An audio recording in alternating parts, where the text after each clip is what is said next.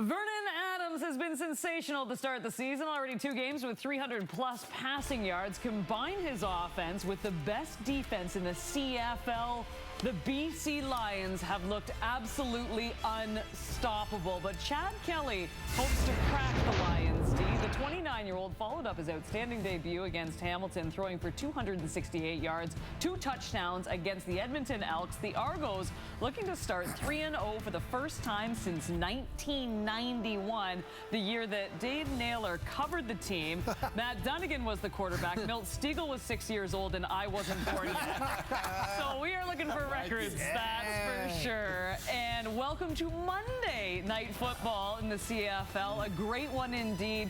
Potentially a Grey Cup matchup. Ooh. Dave, so many different storylines going into this one. What are you watching for? You know what? I want to see this game get close in the second half, because we've learned a lot about the Argonauts in the first couple of games. We've learned a lot about the Lions the first 3, but neither of these teams have had to carry a game into the fourth quarter. They've kind of been able to walk through the fourth quarter.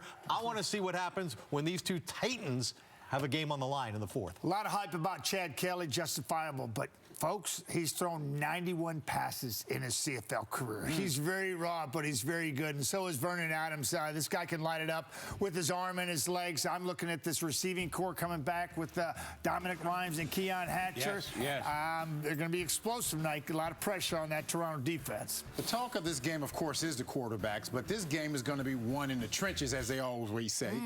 These Toronto Argonauts has only given up 1 sack, so Chad Kelly hadn't had much pressure. These BC Lions have registered 11. So the game is going to be won if these Toronto Argonauts can protect their prize quarterback. There he is. That's best. That's the guy doing it well, right and there. They're leading statistically in nearly every single category. They've allowed just 7 points per game this season. Just over 200 net yards per game. They have not allowed a touchdown in their opponents their last 27 drives. The only issue I have with tonight's game, Davis Sanchez is there. Yeah. Jim Barker is Your there. Dad's there. My dad's there. Stanishevsky's Paul Graham is there. Every single person is at Amar Doman is at this game. I have no idea why we are in here in studio. Hello. Yeah, I just forgot about the panel. One game. This doesn't really matter. They don't care. We're here because it is Canada Day, and how great is this? Andrew Harris carrying out the Canadian flag. And AJ Ouellette, of course, happy 4th of July to our American friends. Kickoff from BMO coming up next. Thank you, Kate. Whether you're watching from the cottage or the couch, stateside or anywhere far and wide across Canada, we have a Monday night matchup to salivate over like a long weekend barbecue right here in Toronto. Get inside BMO Field. It's Marshall Ferguson alongside Glenn Suter, Matthew Shinetti down field level for us throughout the evening. The last 2 undefeated teams in the CFL on Monday of a long weekend, and it starts with the quarterbacks, Glenn. Really does. Vernon Adams for the BC Lions off to a great start to the 23 campaign. It's led the Lions to a 3-0 start and coming into the week ranked 2nd in passing yardage. And Chad Kelly, this is just start number 4 for the young Chad Kelly, but the Argos are 2-0, and he has shown football fans in this country that he is a dual threat. We get a look at Ryan Dinwiddie. Said he has great respect for the BC Lions defense. There's really no weakness to attack. He just has to figure out where to go with the football throughout the evening. And on the other side, it is Rick Campbell, of course, the head coach of the BC Lions, 3-0 to begin the season. Has everybody playing at a very high level. Big win last Thursday against the Winnipeg Blue Bombers on the road. As Terry Williams stands back to return, BC won the toss and decided to take the football. We hope you've all had a fantastic long weekend, and we are excited to be able to wrap it up with you here as the cannon sounds and the Argonauts have the ball on the tee. Kenny LaFrance stands back alongside Terry Williams. We're underway to wrap up week number 4 in the CFL. Terry Williams returns it across his 20 to the 30 and breaks it just out to the 40-yard line. Nice push at the end of that play, and out comes Vernon Adams Jr. for the BC Lions. Completed 73% of his passes, 861 yards passing in 3 games and 5 touchdown passes to 2 interceptions. Gets 2 big-time targets back in Dominic Rhymes and Keon Hatcher. We'll get to the starting lineups in a second, but off to an excellent start. Vernon Adams, the BC Lions. Won his last 5 starts dating back to 2022. Has a TD pass in each of his last 7 starts. Begins here with David Mackey, the fullback in. Quick throw underneath. Right away, they decide to go to number 4, Keon Hatcher. After 70 catches last season, he is back in the lineup, and that's learned that BC Lions starting offense. Gerald Broxton was a game day decision, and he is in the lineup at left tackle and an O-line that's played very well. And then you go back to the receiving core, and yeah, there's some talent back there for Jordan Maksimic. He gets Keon Hatcher back. First game of the 23 campaign for Hatcher, and Dominic Grimes missed last game. He is back now. Was dealing with a foot injury. Good to see him back here as it's first down again for the Lions after the completion to Hatcher. That's Taquan Mizell getting his first touch of the ball game, driving it forward. And the Argonauts defense trying to play shot for shot tonight with the BC standing front. Yeah, take a look up there. Robbie Smith is going to start at defensive end, and Sean Oakman missed their last game. He is back in the interior of that rotation. Back to linebacking core. No Jordan Williams. He's out tonight. Jonathan Jones will take over at middle linebacker, and Royce Mechie coming off that pick 6 against Edmonton. Mechie rotates late here as Adams Jr. faces some pressure for the first time. Throws it off his back foot, up for grabs, and it is incomplete. Intended for Alexander Hollins that time, and it will be third down.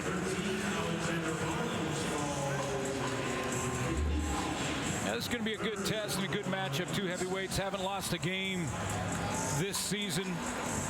Trying to see exactly where you are. Of course, the Lions took down Winnipeg in a very dominant way in Winnipeg in their last one. Stefan Flintoff sends this one away. Backward spiraling boot will drop down just inside the 20-yard line. And the Argonauts will return it for a gain of about 5 yards on the play. Flag comes down at the end of the play, and out comes Chad Kelly. So much hype going into the season, an opportunity to start. BC number 33, 15-yard penalty, first down. 23 attempts in both of his first 2 games here, Suits, and now he gets a chance again at home after a Week 2 victory against Hamilton. Yeah, and I like how Ryan Dinwiddie is really managing Chad Kelly and letting him slowly just progress with his game. I mean, he's a tremendous dual threat, one of the few quarterbacks where the OC will actually call quarterback draw, not a guy just scrambling and taking off. They call design quarterback draws to Chad Kelly. 3 rushing touchdowns, all sneaks. Back in Week 2, we'll see if he uses the legs against this number 1 ranked BC defense.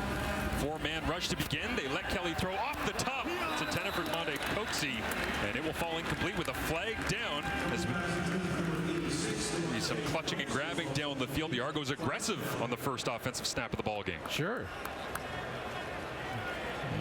This BC Defensive pass interference. BC number 1. Point of foul. Automatic first down. I'll tell you what, this BC defense is top ranked in the Canadian Football League after a few weeks of the season. They're just allowing 7 points a game, which is just unheard of. And there's a little contact early, well beyond 5 yards. Pass interference because the ball was intended to Coxie. Ryan Dinwiddie going off script for the first play of the ball game. Nobody runs the ball more than the Toronto Argonauts on first down. 58% of the time. That's first by 18%. A lot of that dealing with Week 2 and Week 3 having leads against Hamilton and Edmonton. They're 2-0 after a Week 1 bye. And happy to be back home at BMO Field.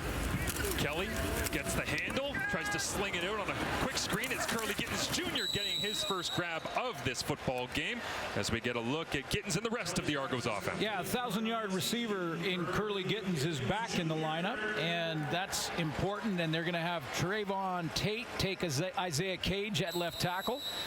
You go back and take a look at the weapons. Ouellette, big game against the Edmonton Elks. And the running game, as you mentioned, Marshall, outstanding. And there's Gittens back in the lineup. Wilfred Laurier. 5 wide here for Kelly. Looks to the right, checks back left. Now pressure, and he will go down. And in the backfield, it's Matthew Betts. After a monster week against the Winnipeg Blue Bombers, 90 gets home once again. Well, he leads the league in sacks, and the last time a Canadian did that was Brent Johnson, a former BC Lion. He had 5 coming in, 3 against Winnipeg, as you mentioned, and gets off to an early start in this one.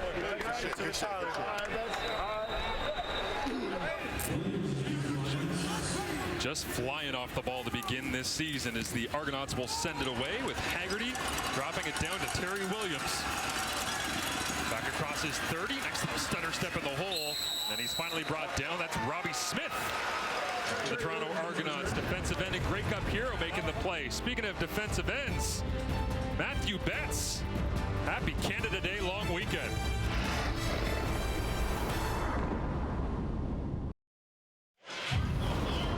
Over 100 targets, 1,000-yard season, and 15 touchdowns. Last year, it didn't matter, Suits, whether it was Nathan Rourke or Vernon Adams Jr. This guy made plays for the Lions. Yeah, absolute playmaker. You mentioned the 1,000 yards. He got 7 games in 2021 in that shortened season after the pandemic, and he came in and really established himself with a breakout year last year. So he's back. Dominic Rhymes is back. He led the BC Lions last year.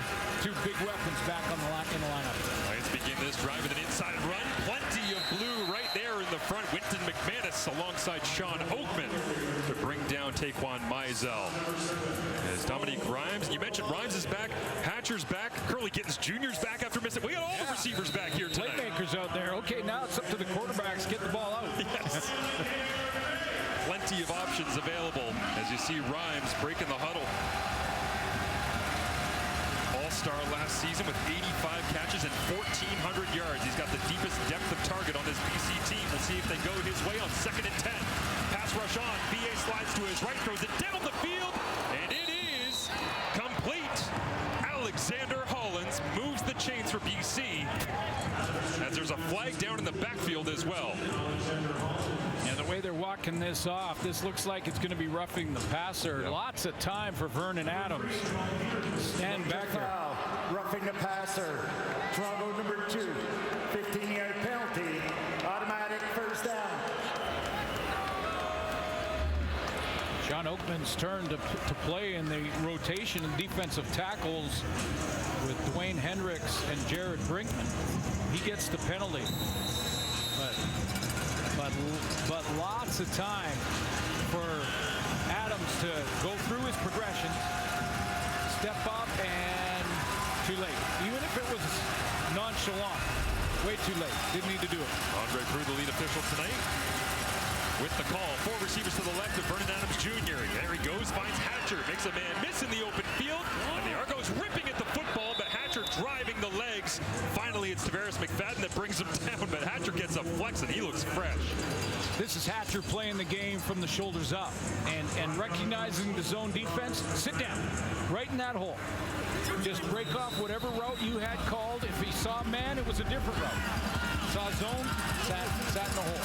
BA with a quick look to Alexander Hollins at his left. This time he goes play action, rolls to his right, shot into the back of the end zone. It is Rhymes! Touchdown, BC! Rhymes got the foot down, and Dominique dancing once again in week 4.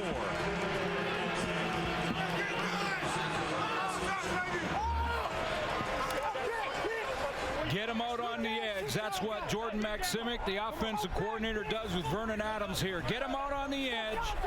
He can either run it or throw it, and how about that, dropping it over the defender to Dominic Rhymes. What a beautiful ball from Vernon Adams Jr.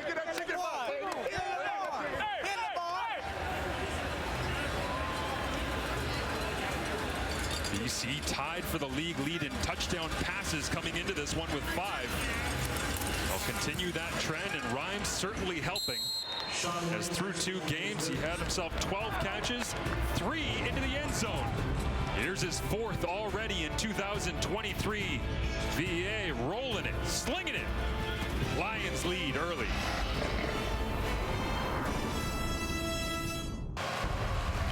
Two BC Lion receivers, the 2 big play guys working in tandem. Watch Hatcher on the out and Dominic Rhymes on the corner route. Mechie is going to be influenced by number 4 on the out, and that changes his angle. So instead of getting enough depth and heading to the corner in that outside third where he needs to be, he gets in a chase position. And if you're in a chase with Dominic Rhymes, it's over. Unsung hero of the play. $200 in there. I'm back. You know we donate every game, man. Come on. Making money for charity with big-time scores here in the CFL. Dominique Grimes making plays once again. Great to see him healthy as this kick return across the 30 before being tripped up. And down the field to make the play that time is the BC coverage unit. Out comes Chad Kelly. Still getting his feet wet here to begin this week. Be a lot of firsts for Chad Kelly, and yes. I thought the most impressive first for him against Edmonton was after a mistake and an interception for a touchdown, bounced right back with a field goal drive and then a touchdown drive. A.J. Ouellette had himself a big week against Edmonton. Lines up behind Kelly here. They'll go downhill. Ouellette right into the hole, driving the legs. Picks up a gain of about 5 on the play as we get a look at the BC Lions defense, the best defense in the Canadian Football League for 3 weeks. Yeah, and the #1 sacker in the league is Matthew Betts off the edge with 6 now. 1 tonight already. He beat you to the intro. 5 coming in. I thought Bolacombo's been playing very well over the last couple of games, and he's leading their team right now in defensive plays overall, 2nd in the league. And Gary Peters leads the league in knockdowns from the secondary. Kelly against a 5-man rush, gets the ball out. Flag is up. It's complete for a first down for now. But that flag in the backfield might take away the catch by Curly Gittens Jr.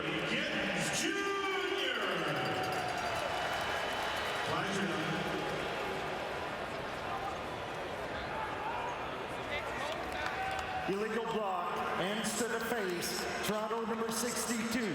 10-yard penalty will replay 2nd down. Well, Ryan Dinwiddie talked very highly of Ryan Hunter and how he's been playing, especially in the run block game. And this one, his right arm got up in the face of Nathan Cherry, or excuse me, that was Josh Banks, the defensive tackle. Hunter, first-round pick at a Bowling Green, takes the penalty, so Kelly has a lot to work with here. Over the top and sails it. Just flicked the wrist as he was rolling towards the line of scrimmage, and it came out high from 12. Yeah, had a chance to run there, although with the penalty now you're further than a 10-yard distance to go. If he's 2nd and 10, he's running here probably. They're making that decision. Kind of threw it in between that crosser and the deep route. Tough throw to make, no doubt, but he'll want that one back. Beautiful kick by Haggerty here. Drives Terry Williams back to his own 24-yard line. And the Argos coverage unit right there to make the play. Down the field, and Darius Pickett finishing it off, but it's Dejon Brissett, the former 2nd overall pick, making the tackle on special teams. Dominique Grimes back in the fold for the BC Lions. Into the end zone early in this one, hoping he can have another all-star season.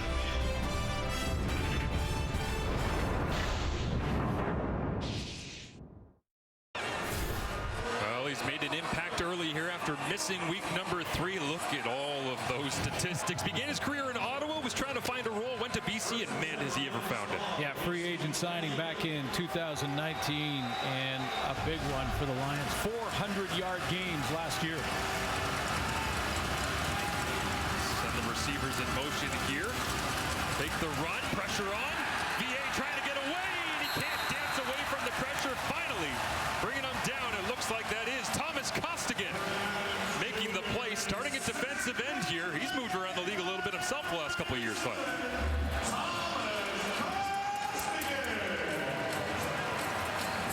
working against the tight end set with Javon Catoy, who hesitates because he thought a linebacker was going to come. Linebacker dropped out of there. Catoy was a little late in helping with that inside leverage, and Costigan gets home. BC Lions offense, they've done a lot of things well. 2nd and long, not one of their strengths so far this year. 6th best at converting in these situations. Where will BA go? Looks over the middle. Pressure on, makes a man miss, gets a big hit, and sinks it into the grass as Winton McManus, he doesn't have an interception, a sack, any of those big special plays he had last year yet, but man, is he ever making an impact, and another one there. Yeah, sometimes, as you know, Marshall, those stats can be a little misleading because this guy makes plays. I mean, he makes it happen, whether he's eating up blocks in the offensive line so that his teammates can get there. He's slow playing this one, almost spy Vernon Adams, and puts a big hit on him. Looked a little bit like the Bo Levi Mitchell hit here that sent Bo to the injured list. The big shot that Jared Daggy took in Edmonton. Every single week, McManus is doing it. Return for the Argonauts across the 50. And finally wrapped up and brought down as it is Amir Siddiqui, defensive lineman, chasing it down. We'll have more on the Argonauts running game. A.J. Ouellette and Andrew Harris when we return to Toronto.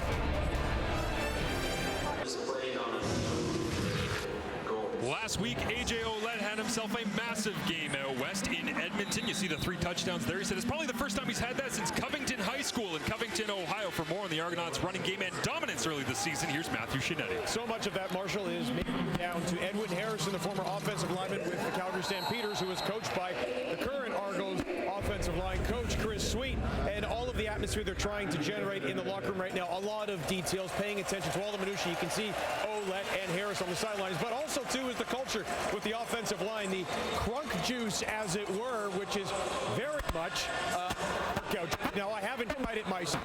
Pre-workout drink, which is full of caffeine. Linemen are giving Ouellette and Harris, but also they're trying to determine, both Ouellette and Harris, what they're going to give the offensive linemen when they reach 100 yards. College took his offensive line out for meals, but he's trying to get a few ideas. He did say pregame, they get 100 yards, maybe it's a steak, guys. Love it. Here's Chad Kelly thinking about throwing, and then no time. Bo Lacombo gets into the backfield, and this BC defense picking up in week 4 where they left off against Winnipeg last Thursday. Well, the numbers are unreal for the BC defense. After, I know it's a small sample size, but he's coming off the edge here, and watch how Bo Lacombo does not jump. How many times have you seen a guy come off the edge, jump, and then the quarterback pumps it and goes around him?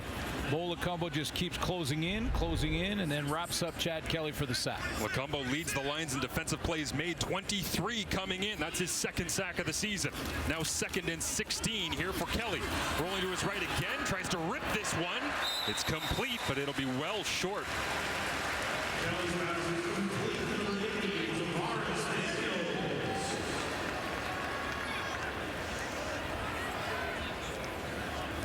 Yeah, A.J. Ouellette also likes to block. As Matthew said, he's going to take care of his O-line if he can get that 100 yards. He got just over 80 against Edmonton in those 3 touchdowns. This time he's releasing in the pattern, so not responsible for pass protection. But I hope he knows the price tag for taking the O-line out for dinner.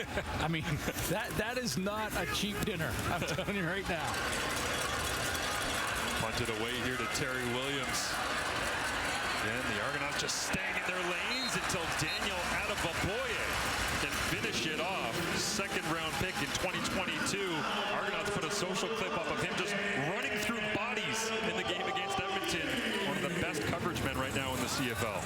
Well, both these teams have had some success running the ball this year. Certainly Toronto, it's a big part of theirs, and Adeboboye has just been a monster on these teams. I've seen clips, I'm sure you have too, on Twitter and other social media sites where people are just ISOing him on these cover teams, running over people. That one, it was just patience in finding the football, but they all count. Another special teams tackle for Adeboboye. Pressure on here from the Argonauts. Adams Jr. gets it away. Underneath, it is complete. Diving forward for the extra yardage there is Justin McInnes as he makes his presence felt in this football game, his 11th catch of the season. And he's made some big ones. They're in Calgary.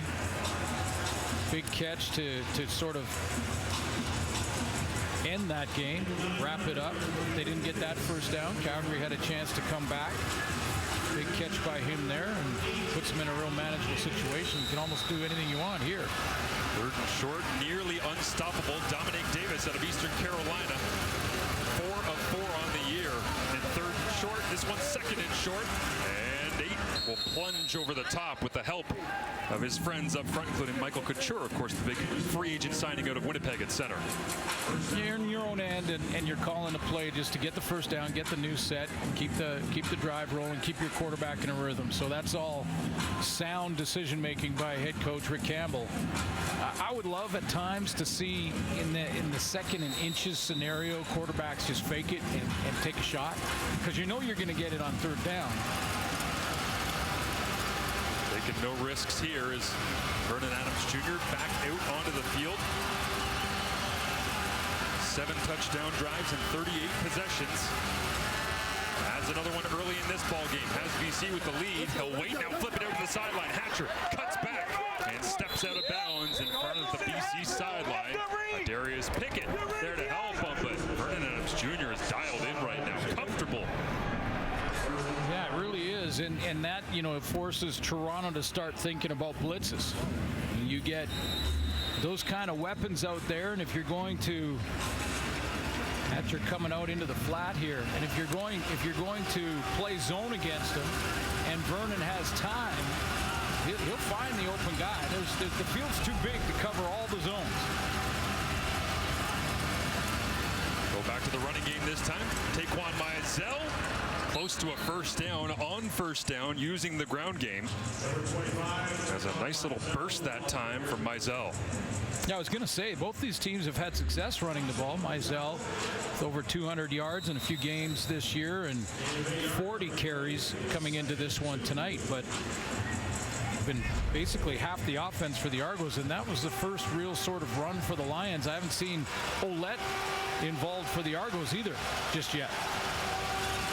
Once again, it is Dominic Davis managing short yards. This one a little bit longer than the last as the flags come up just before the snap. Might be.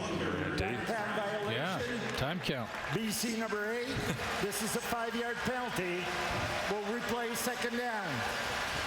Immediately, Vernon Adams Jr. just looked at Dominic Davis and gave him the old thumb over the shoulder. Yeah, you go back over there. Yeah. I'm going to run this here on 2nd and 6.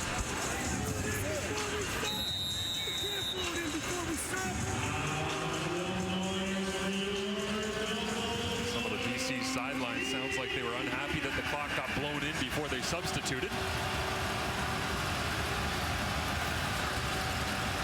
Now they'll go to work on 2nd and 7 officially. VA protected, has time, ball batted at the line and almost intercepted. Half a step quicker, and McManus would have had his first interception of the season. Almost interception, and if he gets it past the line of scrimmage, he's got a wide open guy.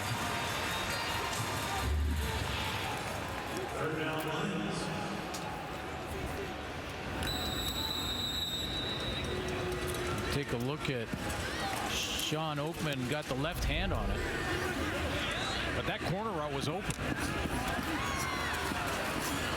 Argonauts return this one down the left sideline, cutting back, making the kicker miss, all the way to the house. Touchdown Argos! Javon Leak sends BMO into a frenzy.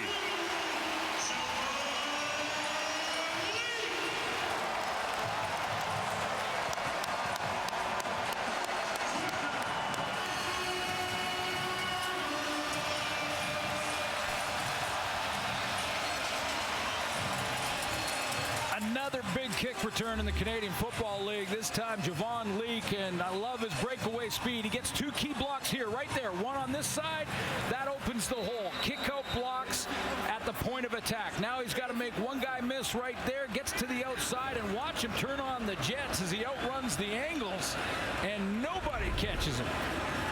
91-yard punt return touchdown by Javon Leak as the Argonauts try to go 3-0 for the first time since 1991. They went on, of course, to win the Grey Cup. Argos fans have visions of that, a repeat after winning the Grey Cup last year. But here's another look from field level.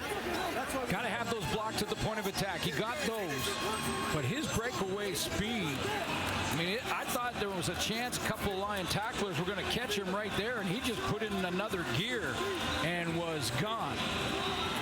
How about in this heavyweight matchup give you a little throwback. He looks back and says, see ya, wouldn't want to be you. And how about this? The Argonauts leading the CFL, of course, in rushing yards coming in with 152. As you see, Mickey Donovan, special teams coordinator, celebrating. But they're dressing 4 running backs tonight. We talked about A.J. Ouellette and Andrew Harris, heart and soul of that offense. Daniel Adamaboye is a running back. He made a special teams tackle. Javon Leake is the 4th running back dressed here tonight. For the American viewers, that doesn't happen a lot where you're dressing 4 running backs. They've all contributed already. And Leake, the biggest amongst them, to tie this one up at 7 late in the first.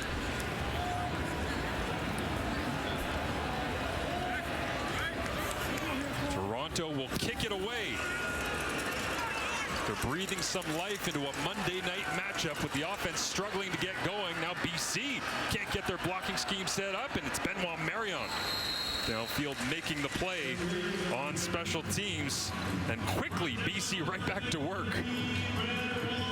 Well, these two teams, the way they've started the season, this is basically what we expected. There's lots of ways to score in Canadian football. As you know, we've seen pick sixes. We've seen a whole bunch of returns for touchdowns already. So all 3 units equally as important, and that special teams unit and the return game for the Argos just tied it up for them. Juan Mizell alongside Vernon Adams Jr. Takes the handoff to Mizell and then looking into the hole, trying to get a little curl route. Deshaun Amos said, no thank you. I almost called the pick 6 just before it happened. That was Deshaun Amos is a veteran. Deshaun Amos, he just reads it here and he's jumping this curl. I mean, it's go ahead and keep running those intermediate to short routes, and the DBs start to get antsy. He knows if he goes both hands, he scores. Then the crowd noise here in Toronto. Mizell checks in with the offensive line. Pass protection. They pick it up. VA over the middle. Now it's intercepted. Going back the other way. It's Robertson Daniel. After a punt return touchdown, all momentum for the double blue here at the end of the first.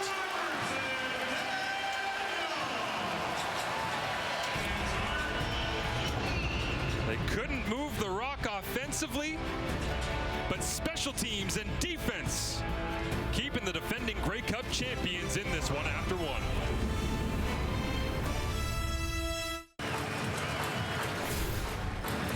Well, if you want to win a battle of undefeated teams here in week number 4, you better have some special plays and 0 net yards for the Toronto Argonauts. Just 5 rushing yards, averaging 152 coming in suits, but just a couple of big plays, championship-type plays, you might say, for this team. Yeah, so many ways to score in the Canadian Football League, and we've seen this score in the returns, and now we've seen an interception, and you know what started out pretty good for Vernon Adams. Now they've made adjustments, but you take a look at this interception, and you see how Vernon Adams gets fooled. I mean, this is Mechie in the middle of your screen. He's the safety. Watch, he switches with Daniel, and he comes back and plays the safety spot. So right now, Vernon Adams thinks he's got the middle wide open. And Robertson Daniel slides back in there. Doesn't see him from the outside in, and away he goes. Robertson Daniel gets an interception, his first of the season, as the Argos go to that running game with just 5 yards to show for their work in the first quarter. Manny Rugamba in the backfield making the tackle. Yeah, sudden change. So offensively now, you want to score the major and take that momentum after the pick. Get in the end zone, you just kind of roll with it, and it can snowball really quickly. And defensively, a field goal attempt here is a win for the defense. Ryan Dinwiddie said he's going to let Chad Kelly be himself a little bit more this week. Oh, there's the hard count. Trying to get that BC front that's gotten so much pressure on opposing quarterbacks this season, especially the last couple of weeks, to jump. And yeah, interesting. And a couple of guys were talking about this, and this is part of video work to see if they're trying to jump the count. And if teams going against the BC Lion defense have gone in first sound. Defensive offside. BC number 56, 5-yard penalty will replay second down. So if they go back and they look at the video and they see that defenses have been jumping that hard count on the first sound. So that first, just walk up to the ball and whatever sound you say first, you're getting the snap. Chad Kelly just staggered that count through the offside. It's a free 5 here, 2nd and 5. Zip it out, complete underneath. It's Gittens Jr. cutting back, almost into the end zone. Ben Hladek, an outstanding middle linebacker, Canadian out of UBC, was the last one there to bring him down. Yeah, TJ Lee goes from the inside when he's going to run this curl. TJ Lee's going to close here, but then just before he gets there, he bounces back. Back to the running game here. Ouellette trying to push the pile. Can't get across the goal line. It'll be 2nd and goal from in tight. Yeah, he's pretty good down here against Edmonton. This is where he had 3 that he basically walked in on. They'll bring in the backup quarterback here, Cameron Dukes, in short yardage. 6'1", 205 out of Lindsey Wilson. Where the Argos have been great in their green zone. Dukes under center. Tie ball game, 7-7. Plunges his way forward. There's a flag out as well, and it doesn't look like Dukes got close. I know it's normally called red zone. Some coaches. Offside, BC. The ball will remain on the 1-yard line, but it will be an automatic first down. That one drives you nuts, doesn't it? Because you say there's a stripe there. Sometimes you're in the middle of the field, you don't have that stripe. You put your hand on the stripe. Although this one on the turf where the grass and the turf change, maybe you got fooled by that. But a new set. Argos about 80% in the red zone, or green zone, I like to call it. Give him some fresh life here. As you can see, Ryan Hunter reporting his number as eligible as they switch around the offensive line. Different positions. Cameron Dukes dives forward once again.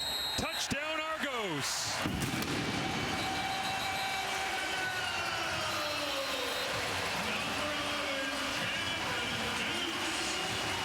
Take the interception by Robertson Daniel and go and score with it. Now you've got all the momentum. A big kick return, an interception, and just like that, 14 points on the board for the Argos. Taking full advantage of sudden change. And their success rate in the red zone continues to skyrocket. So after a 0 net yard first quarter, interception, 91-yard punt return touchdown, and now a Cam Dukes 1-yard touchdown run. The Toronto Argonauts tack on the extra point. They have a 14-7 lead in this battle of undefeated clubs, East versus West, to round out the Canada Day long weekend. Look at that ball jumped up into the stands. That thing's out of here.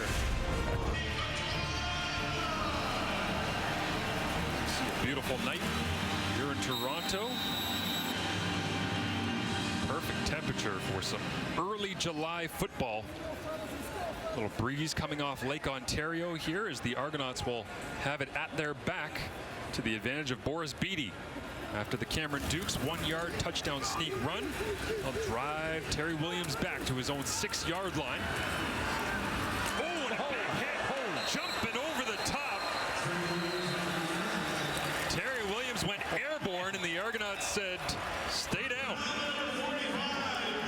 Jack Cassar making the play. Jack Cassar, I see it. This doesn't happen very often where you catch a guy that just jumps, so now he can't make you miss. You just drop the pad level. That's a biggie. There's a flag down on the play as you see Cassar. 2nd-round pick of the Argonauts back in 2020, 11th overall out of Carleton. 6'4", 240. If it wasn't that pandemic draft, I feel like he would have got a lot of love as he talks to special teams coordinator Mickey Donovan. That was an attaboy right there, too. That was a grab the mass. Nice job, There are man. 2 fouls on the play. Major foul, unnecessary roughness, BC number 47. This is a misconduct foul for 15 yards. The second foul is objectionable conduct on Toronto number 44. Also a misconduct, 10-yard penalty. Will be first down. So Sione Tiema against Brandon Calver. Right in front of you there. Yeah, right down in the left corner there. Yeah, they're going at it right here, right in the middle of your screen, going right at it.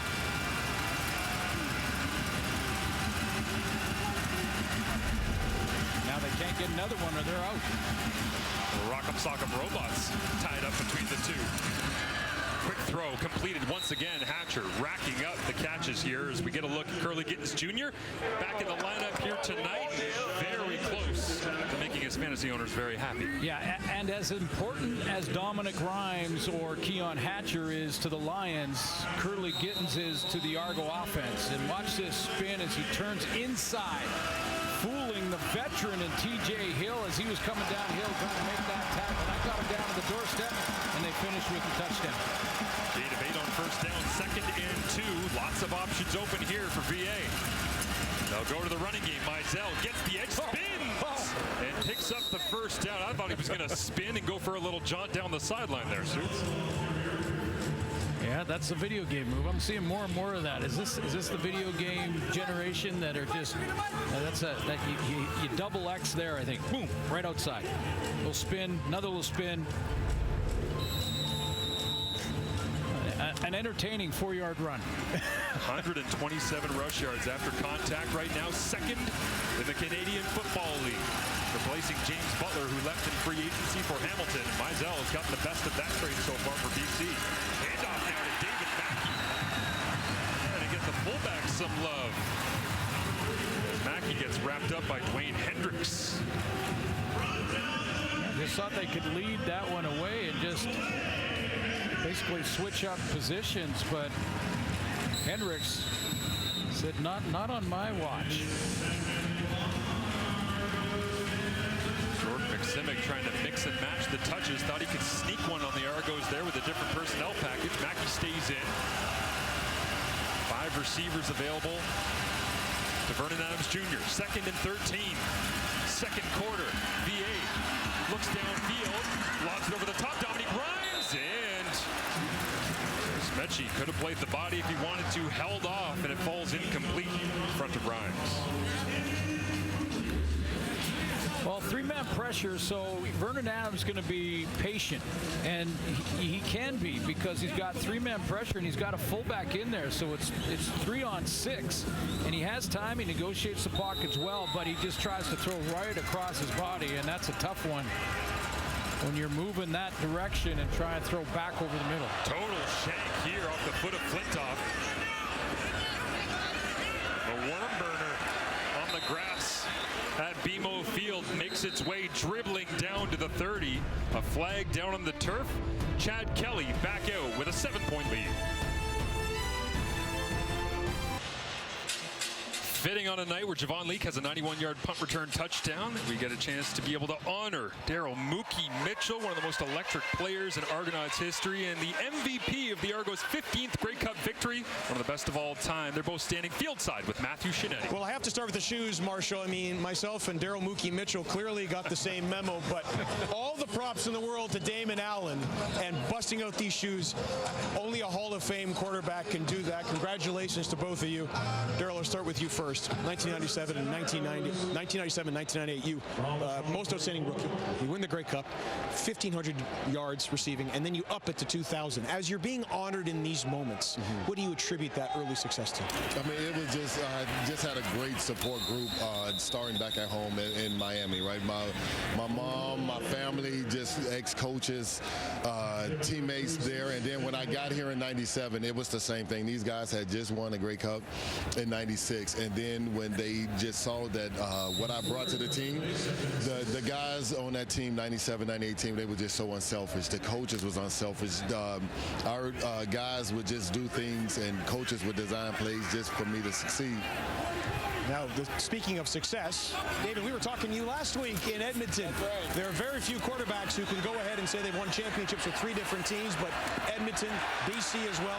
But that season, 2004, to be a 40-year-old quarterback who breaks his leg and yet leads his team to a championship while setting records, how will that always bind you in the city of Toronto? Well, it binds me because before I came to Toronto, I was in BC, and Toronto felt, and my thought process was, hey, the oldest team in the CFL taking on the oldest quarterback, and I always thought it was a match made in heaven, and they felt I was a missing piece the years they were going to the Eastern Final. And when I came over here, just to support, it was a great football team. I had a good defense, so credit to a lot of those guys. But I think that's the main part. And then be able to be coached under pinball. You know how special pinball is and his speeches and all those things. I was just excited about fulfilling what I've always wanted to do, and every team I wanted to go to is to win a championship. Congratulations to you both again. Thank you, gentlemen. Thank you. All-time Argos and well-deserving, no doubt. Well, you think about Mookie. I mean, you got a guy who had 160 catches and over 2,000 yards in one season. I mean, 160 catches is 9 a game. Quick throw here from Chad Kelly to the outside. Stiff arm trying to get on the outside. Unable to. Quincy Mauger, the free safety, comes down and makes the play that time on Cam Phillips. We also just saw a quick little touch there to DeVaris Daniels. They've had some trouble getting him going early here in the season. So mixing and matching the touches, and it isn't enough to get the first down yet. 3rd down. And Damon Allen, as we talked about in Edmonton. Yeah, Damon's doing the tour here in June and July, getting honored everywhere. Well, I mean, the guy could finish. The guy could finish. You put him in a championship game, and he'll carry you. And in the top 5 in rushing. You saw 72,000 yards. He's in the top 5 rushing. The Argonauts. Toronto number 12, 5-yard penalty. It remains 3rd down. Interesting spot there, Suits, because it looks like you're right on the edge of Boris Beatty's field goal position. You line up like you're going to go for it. You take the time count penalty. It moves you back, and out comes the punting unit with the wind just gently at your back off the lake here. That could have been a long attempt for Beatty that could have been 3 more points on the board. It looked like they wanted to try and go out and see if they could draw BC offside, and just couldn't get it lined up in time. Was it worth not having the field goal attempt? That one throw in the memory bank if this battle of undefeateds remains close late into the 4th quarter. As Terry Williams receives this bouncing punt down to the 10-yard line. And down the left sideline he goes. Almost one man missed away from Terry Williams running down that same sideline that Javon Leake did. Big returns possible anytime here between these two. Vernon Adams Jr. and the explosive Lions offense returns next.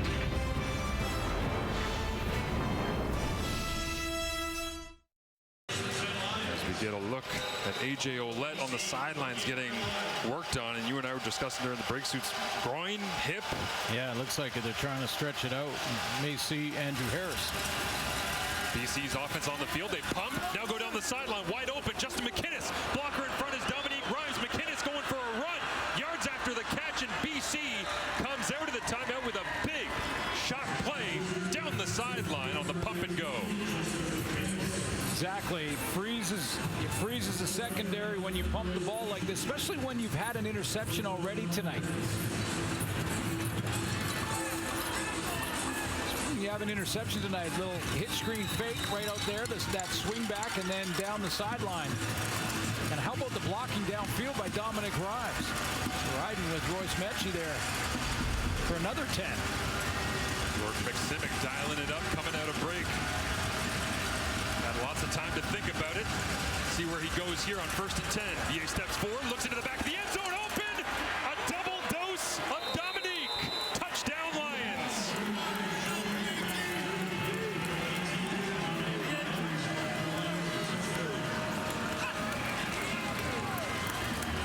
He's getting lots of time, and now the Argos are going with three-man pressure at times, and Adams knows that. It's not this time. They go with four here, but he manages it. He steps up nicely, climbs up into the pocket, and by then it's almost impossible to track down all these receivers and figure out where they are playing a zone look.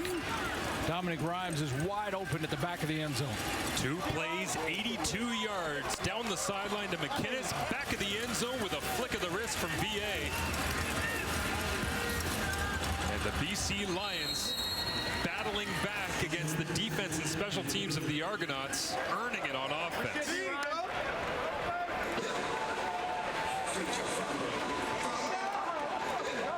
Show you what, the Argos are playing a cover 3 concept, and he's going to go right to the back of the end zone here. Here are the 3 defenders, and just that just the climbing of the pocket by Vernon Adams freezes them for a split second. If you hold it right there, guys, you see they hesitate. As soon as you hesitate, one receiver gets in behind you, and they're not sure if Vernon's going to run. Now, when you're that far back, play the pass first. But with Dominic Rhymes, he's going to find that hole. He sees it in behind the coverage. Now I just got to keep a foot inbounds. I think the only person who loves these big Canadian end zones more than us is Dominic Rhymes right now. Yeah, safeties hate them.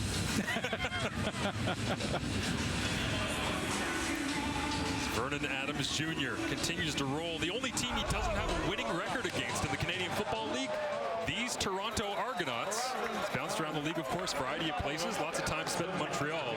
Strangely enough, those suits, his highest completion percentage against any team in the CFL, the Toronto Argonauts. Which doesn't make a lot of sense that he's completed a lot of passes and hasn't won, but that one will loom large as Rhymes this season. 14 catches and 5 touchdowns. As the Argonauts return it back across the 40. Javon Leake getting a kickoff return touch. 36% of the time they go to Rhymes, it results in 6. Incredible. AJ Ouellette looks like he'll be okay. Got stretched out on the sideline there. We showed you. Wondered if that may mean a little more Andrew Harris. They will go on a bit of a rotation. Harris gets about 35% of the snaps. Ouellette the rest. And sometimes, like right now, they can both play. Yep, the 2-back set is in. They'll line up for now with Ouellette as the running back. He'll bounce out. This is how they scored a running touchdown against Hamilton in week 2. Go back inside, fake it, flip it out to Harris. Nobody home. Ben Vladeck chasing, and Harris puts the head down and gets the first down into BC territory.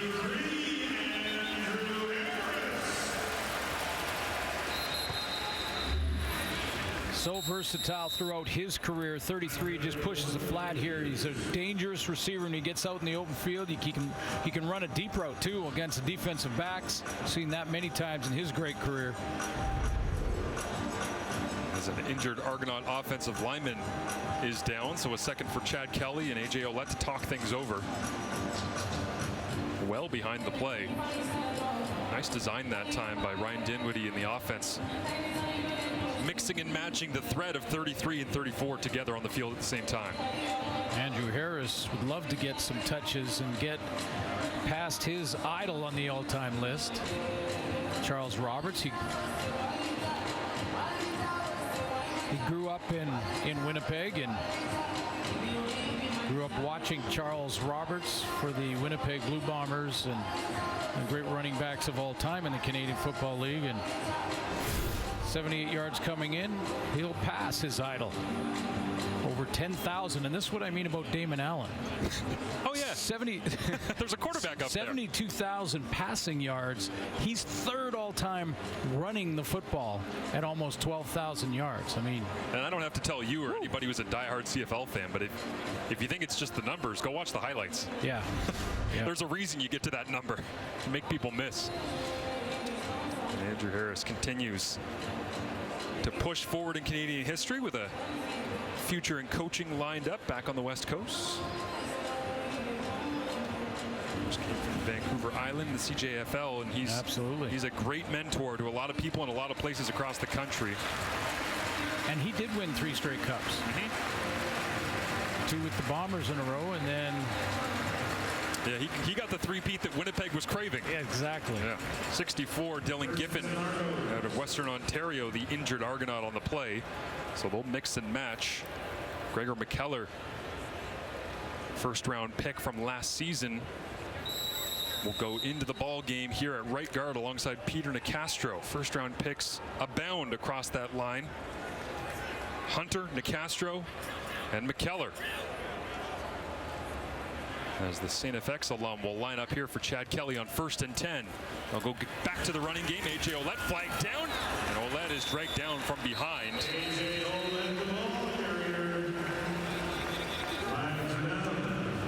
Yeah, I think that this time it was holding Toronto number 67. Down. This has been quite a show that the Lions have put on defense over the first 3 weeks of the regular season. 7 points per game allowed. I mean, in Canadian football, when there's so many ways you can score, it's unbelievable. And first in so many categories, including quarterback sacks. Brian Phillips dialing it up here on 1st and 20. Kelly tries to get it away and throws it into the grass. There's Matthew Betts all over him once again. Toronto's only got 50 net yards so far here tonight, despite the 14 points on the board. And that's why Betts and the defense continuing their dominance. You know, when you think about it, he's right in there. When you think about it, Toronto number 34 was close. Therefore, there is no infraction for grounding. Ouellette was close, so you can, if you throw it behind the line of scrimmage into the turf, as long as there's a receiver close, you don't get the intentional grounding call. If you throw it across the line of scrimmage, it doesn't matter. You don't have to have a receiver anywhere near it. See Ryan Dinwiddie frustrated there by the execution. Pressure on this time from the Lions. Kelly stands in, unleashes one. Jump ball down the right sideline. Incomplete.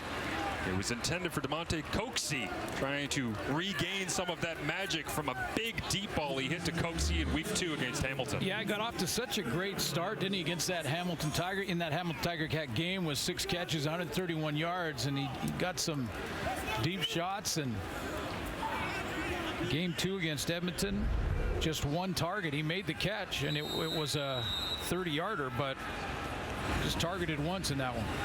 BC coming into tonight allowing 1 completion on passes of 20 yards or more on 14 attempts. Just 7% completion rate for opposing quarterbacks on deep shots. And they'll get another one to add to the tally there. It's down the field to make the play. Quantez Stiggers. Hey, who's that guy? Bills Mafia, stand up. Speaking of yards, 35,000 plus. The Buffalo Bills.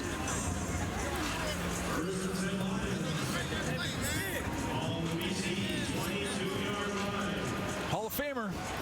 No doubt. 4 straight Super Bowl appearances. I gotta say, as a lifelong Bills Mafia member. And 4 Falls of Buffalo. Great documentary. Very painful to watch. And folks, you can like both. You really can. You know. Lots of guys have gotten opportunities in Buffalo, come back to the CFL, bounced around. Vernon Adams Jr. looks over the middle, and it is intercepted. Batted, and Jonathan Jones has got the pick. Hatcher brings him down, but again, it's the defense for the Argonauts giving their a short field.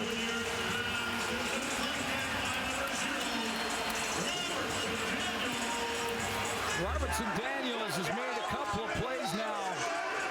Up in the left corner of your screen, Daniel, it drops back, opens up his hips, and he gets his hands on it. Tips it right to his teammate, Jonathan Jones, playing tonight for Jordan Williams.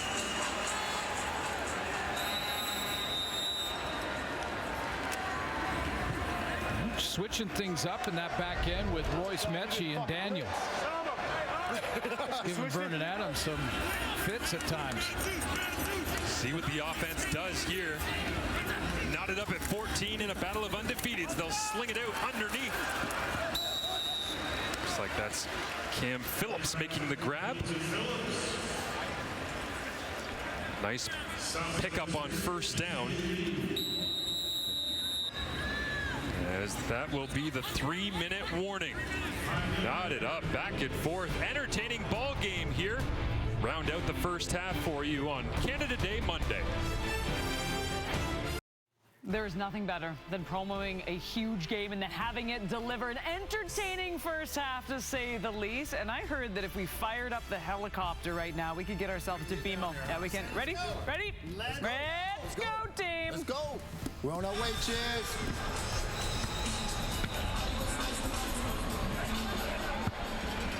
Wait, who got the panel a helicopter? I missed something? 2nd and 5. Chad Kelly in the offense. Inside the 3-minute warning with an opportunity here to take the lead. Kelly rolls to his right. Looks into the back of the end zone. Nobody there. Throws across his body. Into the end zone. Touchdown, Argos. Tavares Daniels. His first of the season. Uncle Jim likes it. There's a lot to like here. Chad is going to negotiate the pocket nicely. Now he knows he has 3-man pressure. Gets outside, look at him direct traffic. Throws against the flow. Athletic throw to make that one. It's very tough to make. He made it look easy. Touchdown, Daniels. Talk about Uncle Jim watching on. A little bit reminiscent. We mentioned the Argos trying to go 3-0 for the first time since '91. Well, quarterbacks from 97, 98. Argonauts quarterbacks that can move around, sling it on the fly. And number 12 in double blue starting to add that to his repertoire here just a couple games into his CFL career. Yeah, that's what I meant. I mean, you were a Bills fan. I saw a whole bunch of games down in Tennessee when my kid was down there. You can honestly, you can love both leagues. Great tailgate going on here at BMO this afternoon. I came up real early, and there was great tailgating going on outside in the parking lot. And you're allowed to cheer and enjoy football in general, both sides of the border. Uncle Jim loves that. He's going, okay, all right. Where's my phone? I got to tweet this. Nephew just threw a touchdown. Looking for it right away. Great to see him here in Toronto in the action. And as important as the touchdown is this. Yeah. That right after the touchdown, okay, good, nice play. Next, what's the next series? Where are we going off of that look that we just showed him? Just continually trying to improve. Kelly played week 21 last year against Montreal. He made some throws like that, and everybody said, it's week 21. It's garbage time. That's who he is. Yeah. This one is rocked by Boris Beatty into the end zone. Terry Williams will roll all the way back and kneels it down.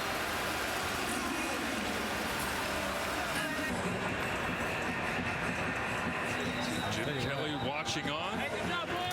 Chad down in front, talking it through with everybody. And if you're Vernon Adams Jr. right now, you got a couple of interceptions. You just threw one that cost your team deep in your own end of the field. Time to see if he can rebound with 2.5 remaining in the first half before Kate and the panel break it all down for you. Flag comes up. It'll be offside against the Lions. Pass completed short underneath. That's Justin McInnes getting the grab before Deshaun Amos wraps him up. Yeah, in 3 games, Vernon Adams has thrown 2 interceptions coming into this one tonight. So this is uncharted territory for this offense. BC, that penalty is declined. 2nd down. We've talked about the BC defense and just how dominant they were in the first 3 weeks of the season, their first 3 games. But you take a look at this Argo defense, and especially their back end, too, with Royce Mechie at safety. He had that pick 6 last week. Robertson, Daniel, and him switching in and out made some plays here in this first half. Rick Campbell, head coach of the BC Lions, talking things over with the officials as you see Corey Mace doing a great job with that Argonauts defense.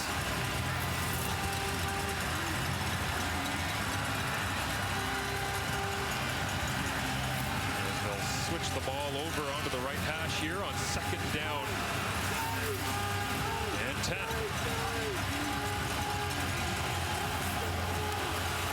Crowd into it, invigorated by the crossbody touchdown throw of Chad Kelly to Tavares Daniels.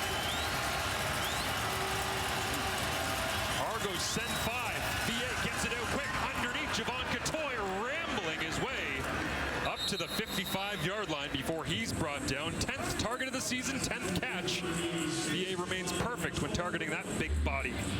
Coming out of the backfield, and you're right, there's pressure, so that's the hot route. You got to find that hot route real quick out of the hands of Vernon Adams right away. Couple extra yards from 86. BC goes to the line quickly. Pressure look again from Toronto. They'll send it. VA rolls the pocket to the right, looks down the field. They'll throw the corner route. It's Alexander Hollins, defended perfectly by Deshaun Amos. Ryan Phillips, the former DB over there, the defensive coordinator, talking to Amos, saying, okay, I saw you over there.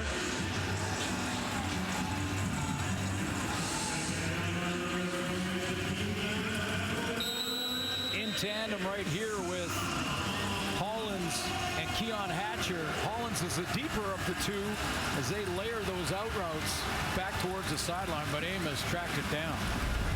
Argos secondary all over it. Creates another 2nd and 10. They'll empty it out. Taquan Mizell, 6 wide. Checking it down to Mizell. Tries to make a move. And going nowhere, as that looks like it is a Darius Pickett. Yeah, defensive plays. That's a big play, Marshall, because Pickett makes that tackle and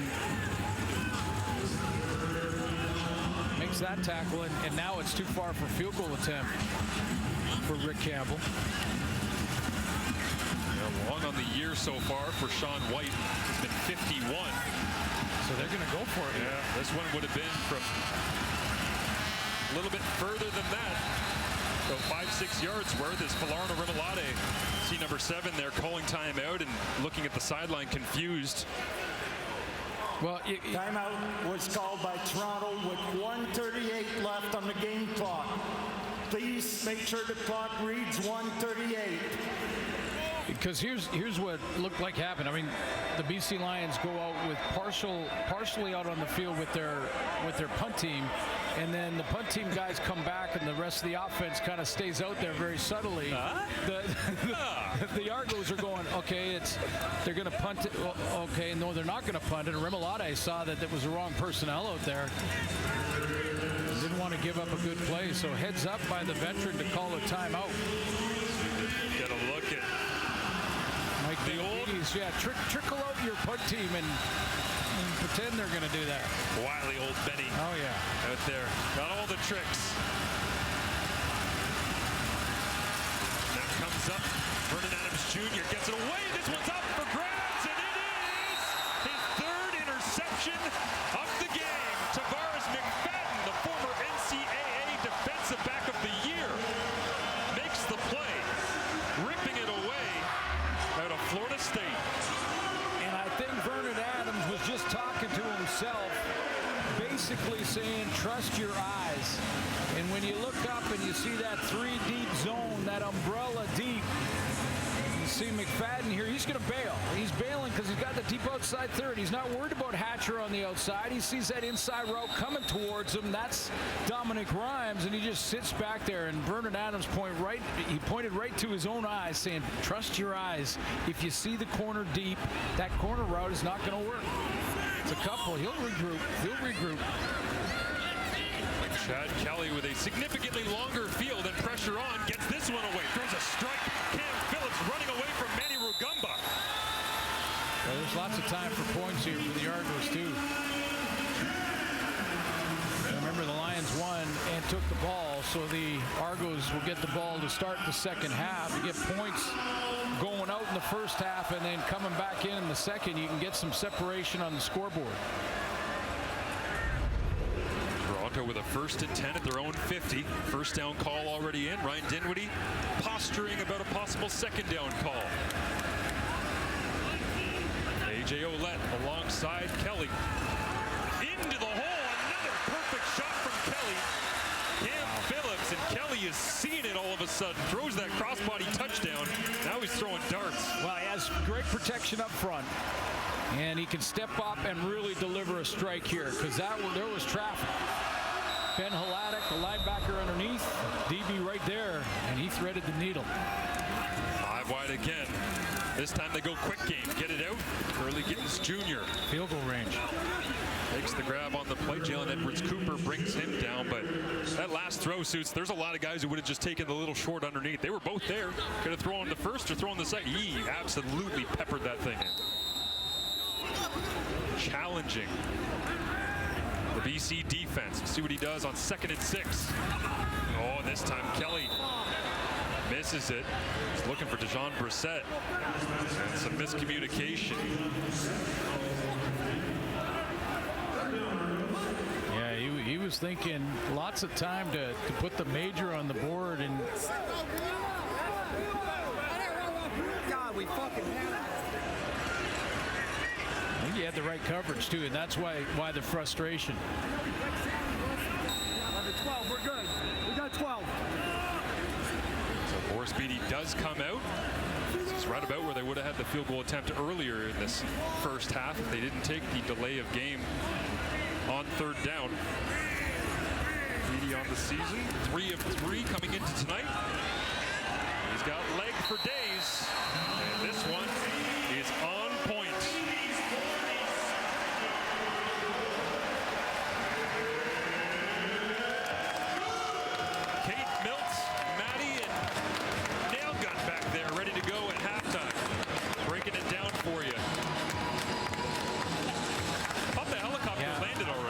Where is it? No, I don't see it. Is it over in the amphitheater? No helicopter. Where's the helipad? The Dunnigan honorary helipad, I should say, right here at BMO Field. I'll tell you what, the Vernon Adams in this offense are going to be on the tablet at halftime, looking at how that secondary is rotated for the Argos. Pressure on, and down he goes! A double blue wave for Lauren Arimolade. And that's what happens to even veteran quarterbacks when they've thrown a couple of picks. Now they start to hesitate a little bit. They self-doubt creeps in. Go ahead and run it, guys, because Arimolade is coming to the right of your screen. He comes on an inside stunt and is not blocked, but Adams hangs on to it, doesn't hit the hot route.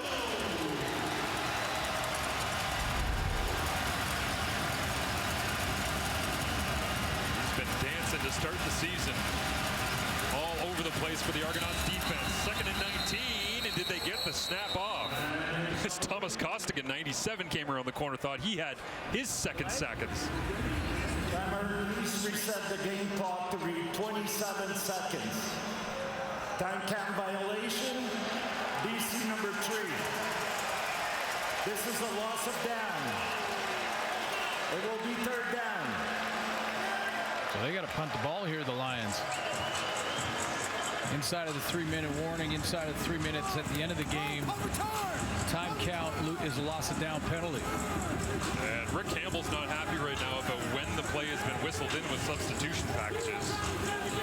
Earlier on, we heard that from the sideline as well. So a quick whistle trying to keep things moving, and BC a little slow. Getting to the line after the play has been whistled in. They'll have to punt it away. They do. Flintoff with a 2-man return back. This one will drop down. David Unger had a touchdown and a blocked punt last week. Goes back for some return action and gets wrapped up. Little gain on the play.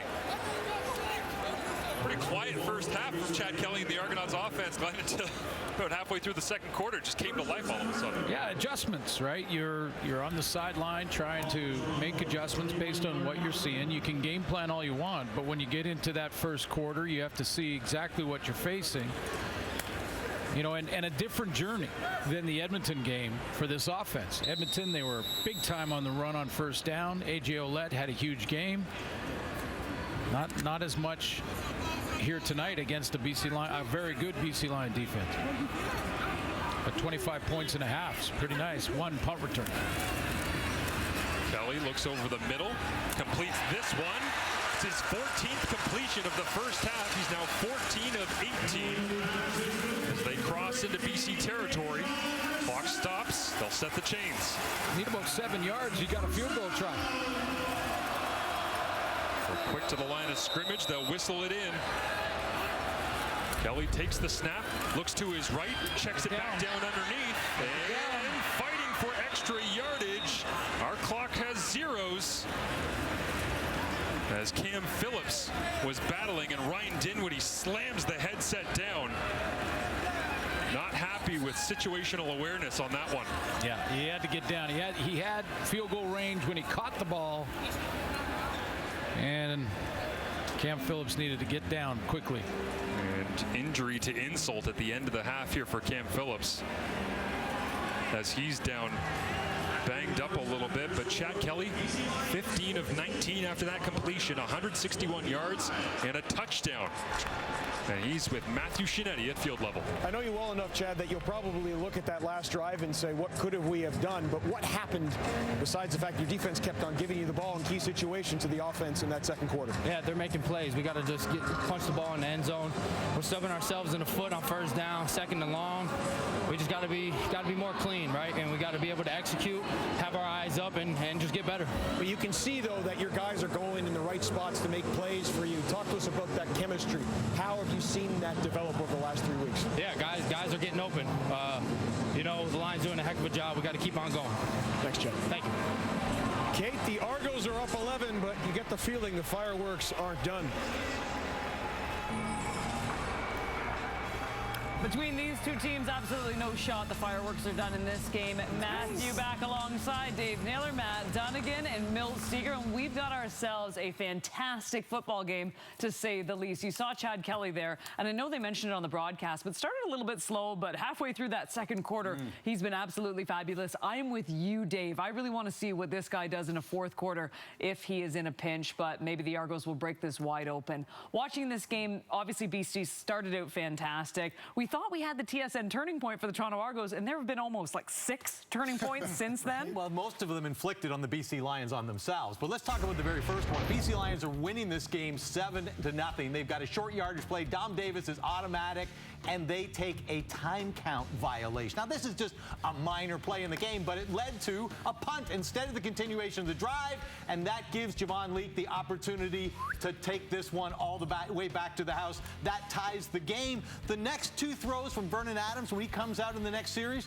the first one is a near pick, and the next one is this one, his first of 3 interceptions. And Milt, you look at statistically, other than the interceptions, BC's dominating this game, but it's like they're giving the Argos the opportunity to take this away. And sometimes it is important to make the big play, but it's even more important sometimes not to make the bad play. And that's what these BC Lions are doing right now. We saw Vernon Adams make some big plays, but then he made some big mistakes that allowed these Toronto Argonauts to stay in the game. As you mentioned, if you look at the stats without knowing the score, you would think, okay, I think the BC may be up a little bit, but if they're down, not down as much as they are. And most of those Toronto yards are the last 4 minutes of the half. Last 4 minutes of the half. But you talk about the interceptions, putting them in field goal position, and then, of course, the punt return for a touchdown. So these BC Lions have to come out in the second half and eliminate these mistakes. We know Vernon Adams can make the big plays. We saw the 2 touchdowns, but those 3 interceptions were costly, and their special teams has to play better. Yeah, Milt, and sometimes things just don't go your way. And early in this football game, Chad Kelly got a shotgun snap, and he took it, and he didn't have the laces. And we're going to take a look at it here, and he just kind of puts it out to his ex-receiver and barely gets it there. Now, we know that's not Chad Kelly because he's got a cannon for an arm, but he'll come back. And then what happens here? He's a sitting duck. I believe you got to move the pocket here because this BC Lions have been feasting on quarterbacks coming to this ball game. They had 11 sacks. Betts gets his 5th of the year right here, or 6th of the year, and he takes down Chad Kelly.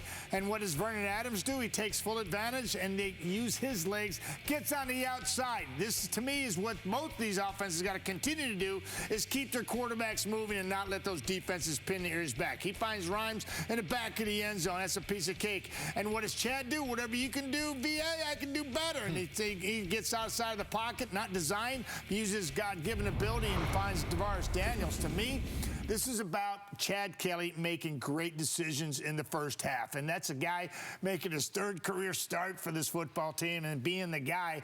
And he's made better decisions than the veteran VA. Yes, and every time Vernon Adams has thrown an interception, he's had people in his face, thrown off his back foot. Those are decisions under duress. And you're taught as a quarterback, don't eat it. Don't put that in harm's way, and he did 3 times this because his defense, they're playing well enough. They've been backed up, and it's difficult for CFL to stop someone from kicking a field goal attempt or scoring a touchdown when you're backed up like that. Interesting seeing Toronto get a little more time for Chad Kelly in that second quarter, and him able to push the ball down the field a little more. The real dynamic aspect of their offense they weren't able to use in the first quarter when he was under so much heat. 11-point lead currently for the Toronto Argonauts. Coming up after the break, the bar down guys, they've got an actual job at BMO Field. They're being timed, and this is why I really want to be down. We're going to explain it coming up right after this.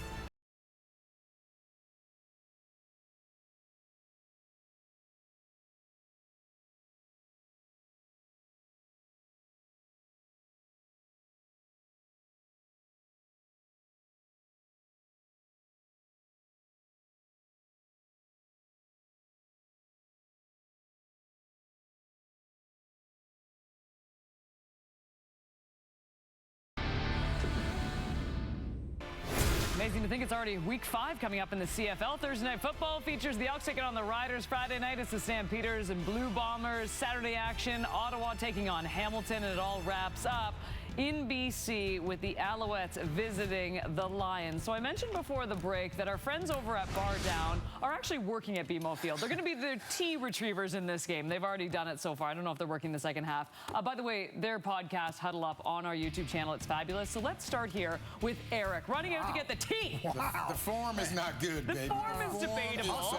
He's hustling. But it worked. He is. What was that? That was amazing. You got to admit, though, 13.7 seconds. That's not terrible. If you're going backwards, it's not good. Good. You know what we need after those highlights? The body cam footage. Oh, my goodness. Just in case the first highlights weren't great. Look at that. I would keep the arms down. I'd keep it a little tighter. There's got to be a form. Okay, here we go. Thomas is up next. I've heard that Thomas's time was fairly good. Giving him some love right there. That's nice of you. I thought Jim Barker was supposed to be on the field. I thought you said Jim Barker. No, not running. Okay, here he is. Oh, there he is. We have the libero on him here. He's got to go a long ways. What's his speed? Neil, what was your top speed? My top speed? Yeah, like in kilometers per hour. Probably about 35, 36 maybe. 35, 36 kilometers an hour? Yeah, he's like a cheetah. Really? Well, anyways, we were supposed to have Luca as well. Oh, wait, we have Luca. We just got this in. Live footage, Luca. Against Luca. Okay, let's get it in. Come on, Luca. Now, he had to go all the way across the field, right? When I was putting my bets together for this one. And he had to miss players, too, as he's running out there. Oh, that's look impressive. at Luca. He's warming up. Look at that. Don't get bets away. That's an obstacle course. Dude, that looks like medical tent. I heard Luca had to go the furthest, though, so that's why his time was a little higher. Oh, okay. He's running still. Nails, what do you think you could run this in? About 37 seconds. I'll add 10 seconds to that. I think you can get this done in 25, no problem. As I said, well done with the Bar Down, guys. That was fantastic stuff down at BMO Field. And if you haven't checked it out, seriously, Huddle Up on our YouTube channel on TSN is absolutely fantastic. Are they getting paid for that, by the way? I think so.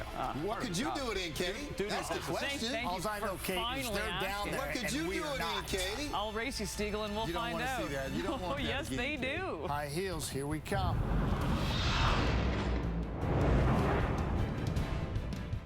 This year, the Grey Cup is back in Hamilton, and it's going to be better than ever. No matter who's in the game, this is going to be the Canadian sporting event of the year. Are you ready?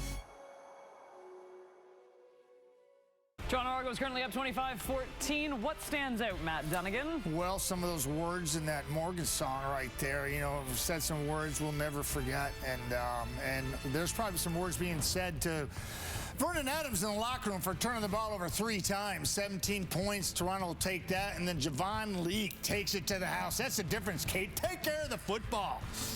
I really didn't know where you were going with the lyric thing because it says, last night we let the liquor talk. And I was like, how is he going to transition this into football? That could have been true, too, Kate. Okey-doke. Let's get back to BMO after this.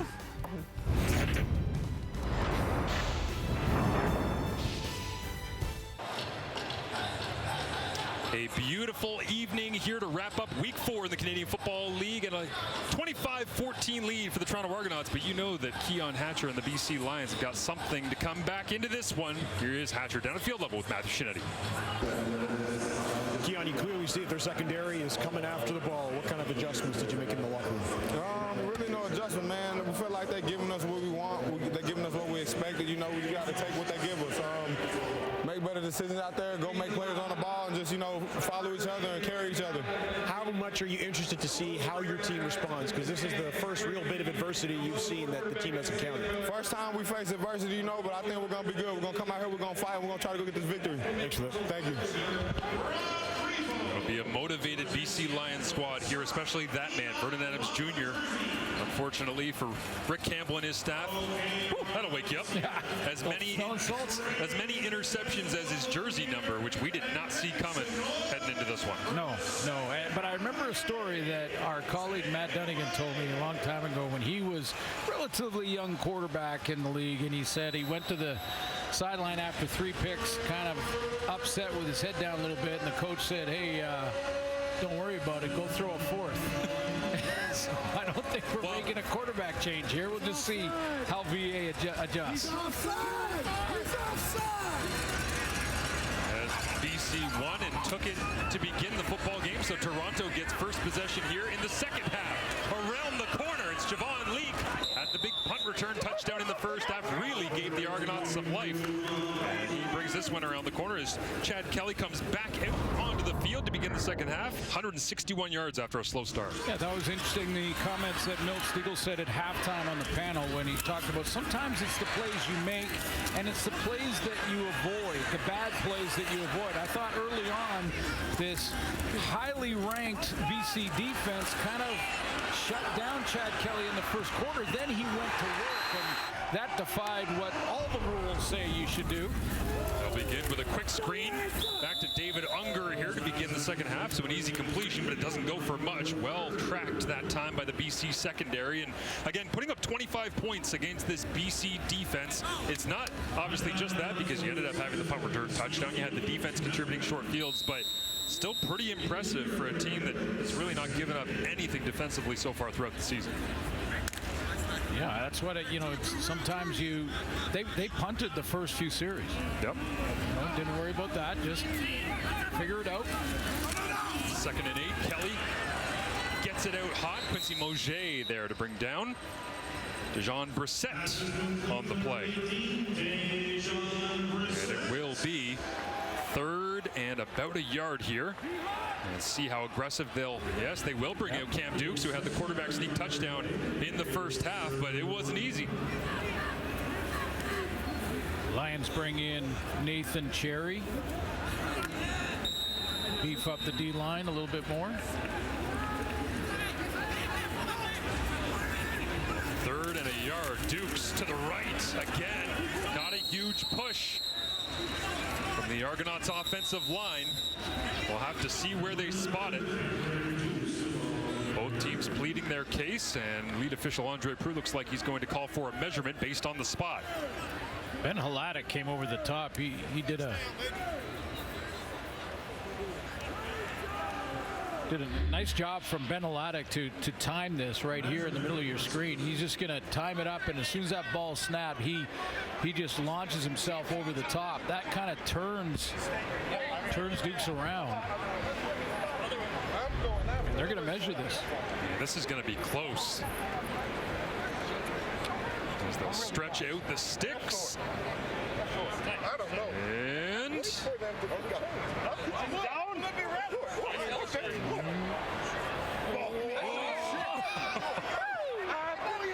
stopped him. BC Lions football to open the second half, trailing by 11. Here's the best look you're going to get at it. And the BC Lions are playing with 8 Canadian starters because they're great players, and Ben Hladek's been one of them for the BC Lions throughout this 3-game streak. Playing in the middle at a UBC, has an interception on the season, and this is a big one because the timing is excellent. They're still pushing here, so the final mark hasn't been made by the officials, and you can see Dukes gets pushed back and then twisted out of there and is inches short. Took their time, made sure that they pulled the chains tight as possible. Argonauts come up a couple inches shy. Vernon Adams Jr. pump to the left, back to the right. Now he'll check it down outside. Taquan Mizell catches uses it as the release valve and runs away from defenders for a first down on first down. Had 2 checkdowns, though. Vernon Adams, when you heard Keon Hatcher talking to Matthew on the sideline, he said, we're just going to take what the defense is giving him. Now, he's got Mizell out there. That's the backside. Now, he's got Mizell. He wants the seam, but Javon Catoy gets jammed by Wynton McManus, so he just checks it down and takes what the defense gives him. How about McManus taking away the seam and then making the play on the sideline? Guy is everywhere for Toronto's defense. 1st and 10.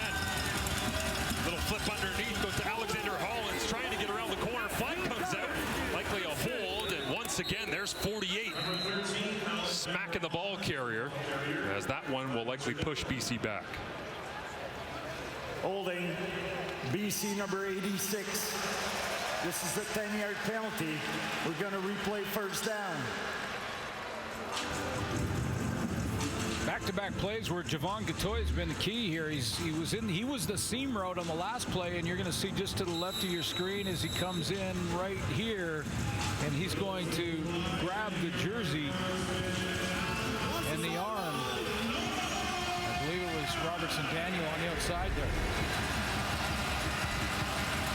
Burke McSimic splits Keon Hatcher out to the bottom of your screen. Good first half for him in his return this season. Pressure on! And the Argos get home once again. Jonathan Jones stepping in for Jordan Williams, the former first overall pick of the Lions. Couldn't go tonight on the one-game injured list, and Jones makes a play. Yeah, great stunt up front where you've got Jonathan Jones going here, and then you've got Oakman coming around. Just a little twist right in the A-gaps. Oakman takes a step off the field. He comes around. Jonathan Jones beats his man, but Oakman was right there, too. It was a race to Vernon Adams, and thank you very much. And now it's about 2nd and Scarborough. The Toronto defense tees off. VA looking down the field, got a blocker in front. Goes for a run, and he's wrapped up. Once again, Wynton McManus. That's a good decision by Vernon Adams because it gets him back into makeable field goal range. Sean White's been money all season long. In fact, for his entire career, you're right. He was going to have to throw it to Mississauga to get the first down. So you get outside, you take a look, get what you can, and get your field goal team and get some points out of the drive. So out comes Sean White. You see it there, 3rd in CFL history for accuracy, 9 of 10 so far on the year. This one will come from 46 yards out. Away cleanly, lots of leg and dead center for Sean White. So we get a look at Wynton McManus everywhere for the Toronto defense, wrapping up VA and celebrating.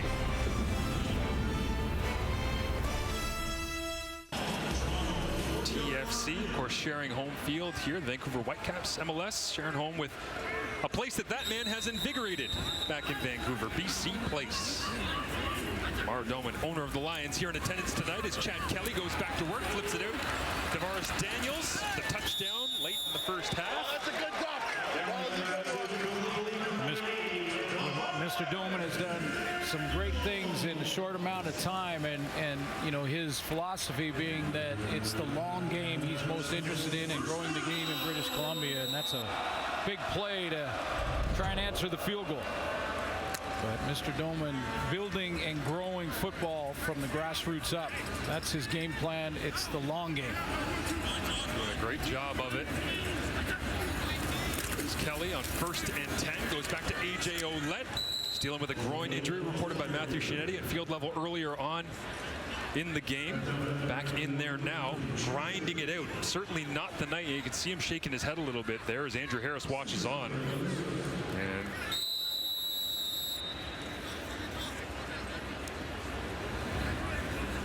certainly not the night the Argonauts have had running the rock to begin this season, as Ouellette's shaking his head, even breaking the huddle. You wonder what's going on with the lower half of 34. Hard count. Sliding into the weekend, or out of it, goes David Menard. See, again, an example where Chad Kelly. Defensive offside, BC number 56, 5-yard penalty, still second down. Chad Kelly basically saying that, you know, they're trying to anticipate the first down snap count, and they're getting home because of it. And one of the reasons they've accumulated a bunch of sacks on the season. So you stagger that count, you catch them like that. Wonder if Uncle Jim gave him a talk on cadence before the game. Using it well so far. This time Kelly keeps. Looks like he'll run. He will. Second down. He takes off. Runs. First down and more. Inside the 35. As Chad Kelly.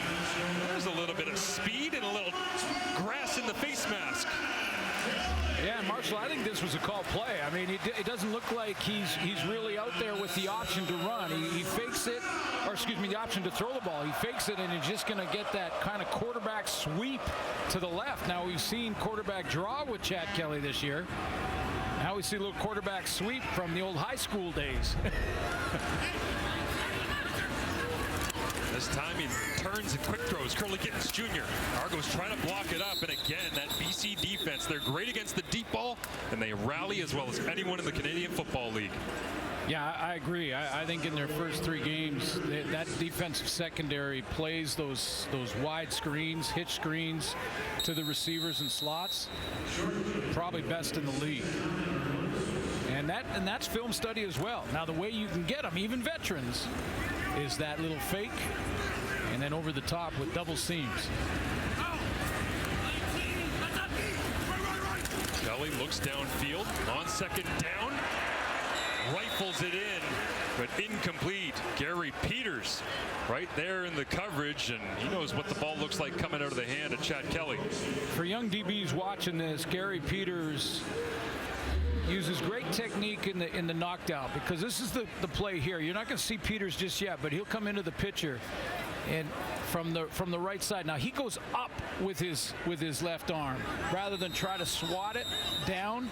He reaches in and then goes up through it to tip the ball on the way up rather than on the way down, because often a DB will miss when he swats at it going down. Forrest Beatty 1-of-1 so far. From 47, this one 10 yards closer as Haggerty gets the snap down. And Beatty locks it through the uprights.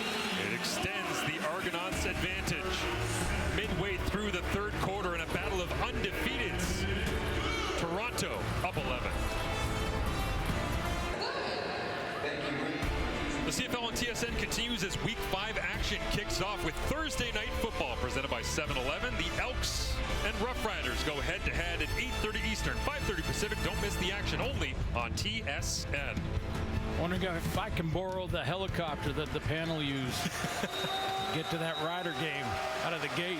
There's definitely a helicopter pad at Mosaic. Vernon Adams Jr. hands it off to begin the drive. Taquan Mizell. Argonauts ripping at the football. Man, Thomas Costigan has been everywhere tonight alongside Wynton McManus. Got a nice rotation going on up front. Robbie Smith started the game. Costigan's played in the rotation. We're seeing Deontay Knight as well. Keep those guys up front fresh. Very important. Costigan made a lot of plays in Edmonton. Got traded to Montreal. Was basically a special teamer. Signed here in Toronto, lining up as a starting defensive end in a battle of unbeaten. Pressure look, the Argos bail out of it.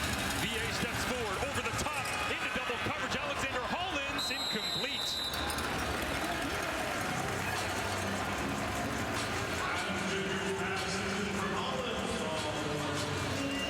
Deep post route from Hollins here. He's going to little motion in, and then away he goes down the seam. Lots of time for Vernon Adams, and I was looking at the top of the route to see what kind of contact, little bumping and back and forth. All 3 players, though, Jamal Peters, Robertson, Daniels, having a night playing the football. David Unger on the return from his own 15, makes a move, gets wrapped up. I think that's the first time we've seen Jamal Peters on camera. They're not throwing towards him at all tonight. A lot of plays last year for the Argonauts on defense. Signed a couple weeks ago. Argos D holds. Time now for for your Coors Light moment of chill. I mentioned a couple minutes ago, Gary Peters knows what the ball looks like coming out of the hands of Chad Kelly. They know each other. Clemson connection. And then no chill on this one. Swag Kelly doing what he does, breaking every rule in the quarterback book, and Jim says, no. Yes. Yes. Yes. Go ahead and do it if it works. Tavares Daniels and Chad Kelly, your moment of chill. Inside handoff here. It is Andrew Harris into the ball game for A.J. Ouellette. Not much of a gain on that one. DeMonte Coxey talking to Gary Peters at the end of the play. Yeah, he's trying to fire up his team. You know, you take a look at Gary Peters, he makes plays back there in the secondary. In fact, lowest completion percentage allowed on PFF.com. And these are numbers when in his zone or his man going one-on-one or in that zone where he is playing, he's the best in the league. Trying to fire up his teammates right now to get a stop. He wants to get a pick off his old Clemson connection.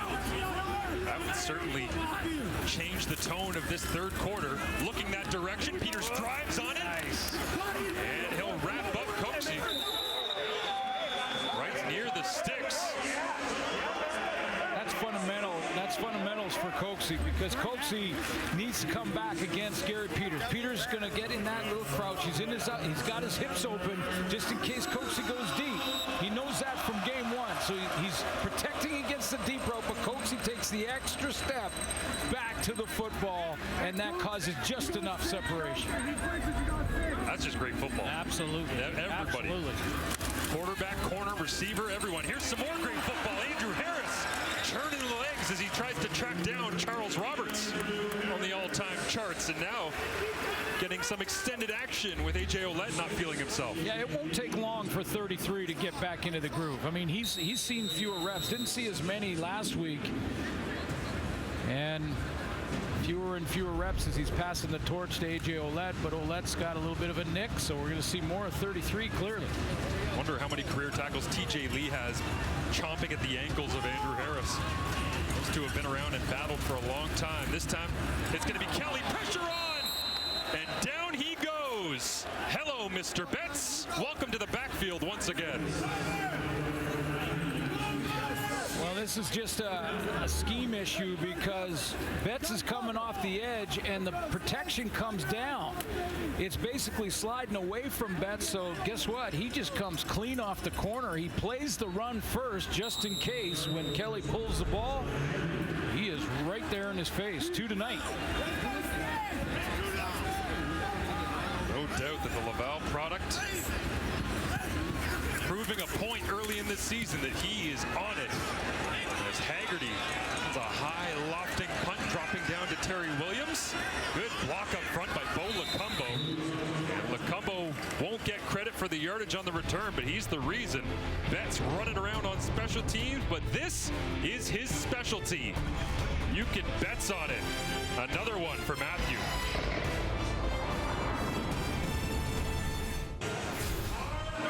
The running game, not the marquee of this BC Lions offense, but Taquan Mizell having a big impact to start the season nonetheless. For more, here's Matthew Shinetti. Yeah, Marshall, when I was speaking to Rick Campbell about Taquan Mizell, in particular Keaton LaFrance, who played 2016 with Rick Campbell in the Grey Cup winning Ottawa Red Blacks team, I asked him, what sort of things is Keaton LaFrance, a veteran, trying to show Taquan Mizell, a newcomer to the CFL? And he says, I don't want my guys being like that. I don't ask them, listen, you have to go ahead and mentor this guy. I want it to happen organically. Yes, we asking LaFrance to do a lot on special teams, but I see my guys around each other talking, educating one another.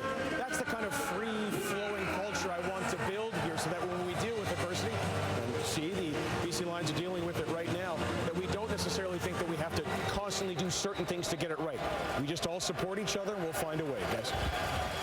Thank you, Matthew, as Mizell lines up behind Vernon Adams Jr. VA will look to throw. Pressure on. Down the sideline. It is complete. Alexander Hollins holds it in front of Deshaun Amos, and a big shot play for the Lions once again. They lead the CFL in those big pass plays of 30 yards yards or more. Yeah, and Hollins led the team in targets against Edmonton. And, of course, that game, they didn't have Dominic Grimes. They didn't have Keon Hatcher, but he was very important in that game, and that's a big one. Loading up down the sideline, getting scoring range. Hollins was leading the CFL coming into tonight, 19 catches. Whenever he's targeted, 83% of the time, it's a catch.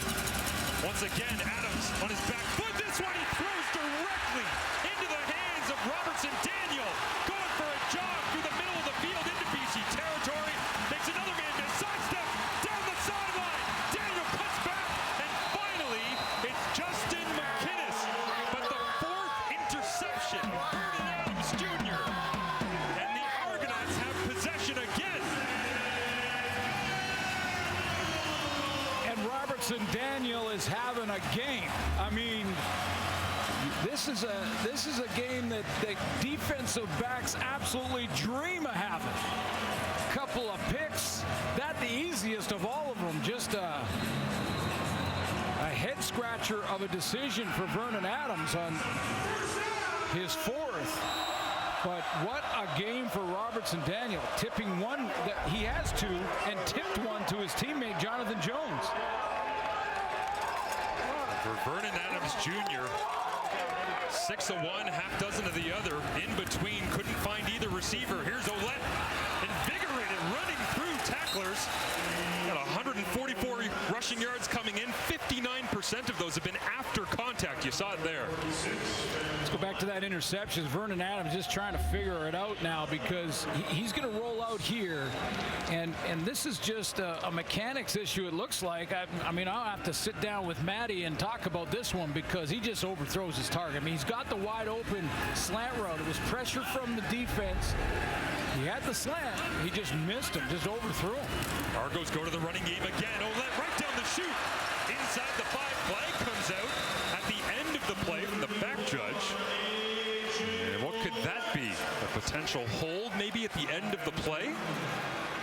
Rick Campbell looks on inquisitively. You're right about one thing. The flag was real late. And where it came from as well. You wonder. A.J. Ouellette signaling he thought it was a face mask on the tackle as Mike Benavides and John Bowman look on with Rick Campbell. And VA still trying to catch his emotional breath on the sideline while they sort this out. Toronto driving. Stop God. Stop God. The block occurred into the box.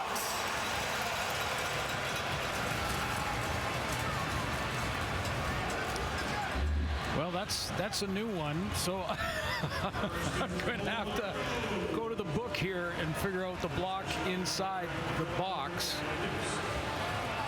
But it was way late, and it sounds like, or looks like to me, the command center just basically said no. Call them off. Chad Kelly flips it out. Little option pitch. Ouellette, oh my! The Argos extend their lead in the battle of undefeateds.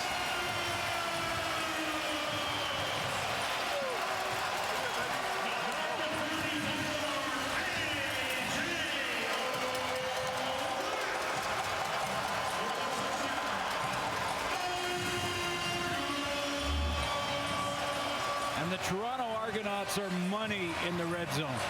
They get inside the 20. More than not, they're putting a major on the board. They got to be pushing 85%. 4 rushing touchdowns this season, 3 last week. He said it was the first time since he was back in Covington High. He's got another one. He only had 3 all of last season. A.J. Ouellette. You could sense it. The way they were trending late in the year, Glenn, this is what they wanted to be able to do last year.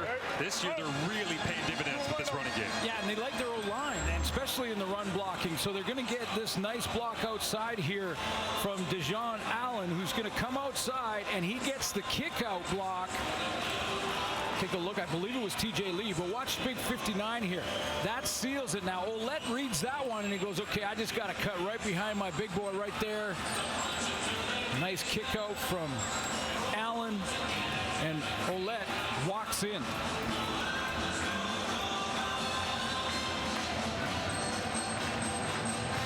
I'm not sure he's going to get to 100 tonight, but maybe he buys dinner anyway. The big dog gets to go home with a football as you see it sitting underneath the bucket of 59. Deshaun Allen, as he got his big paws on TJ Lee. I guarantee you what he's saying right now. He's saying, yeah, it was a little pencil neck DB out there, so I just ragdolled him. Shorter kick this time from Beatty, drops down to Terry Williams, crossing the 30-yard line. And he will get tackled as Vernon Adams Jr.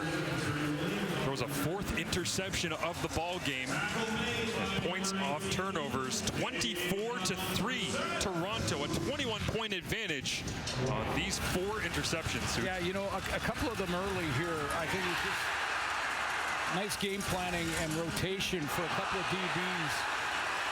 Basically, Robertson Daniel and Royce Metchie switching spots.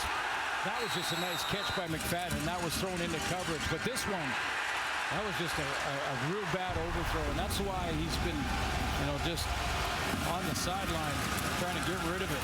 Pressure on. Adams dances away. Now he gets folded up right in the middle of that defense. Darius Pickett comes downhill and lays the hammer. Yeah, and I think Robbie Smith was a big part of it too. Just second effort from Robbie Smith that was chasing down Adams, and then Pickett, with Adams being all locked up by number 40, he's going to step up into the pocket here. And here comes Robbie Smith with the hustle down low. Now he's a runner in the open field, by the way. So if you're wondering about roughing the passer, you lose that protection when you cross the line of scrimmage. Sets up 2nd and 10. He got back to the line of scrimmage, but he certainly paid the price. 4-man rush. Adams gets it away, completed, first down. And Keon Hatcher, nice little move that time to send his body across the first down marker. That will do it through 3 quarters of play. Only one will remain undefeated, the last undefeated team in the Canadian Football League in 2023. Headed to the 4th, Argos with the advantage.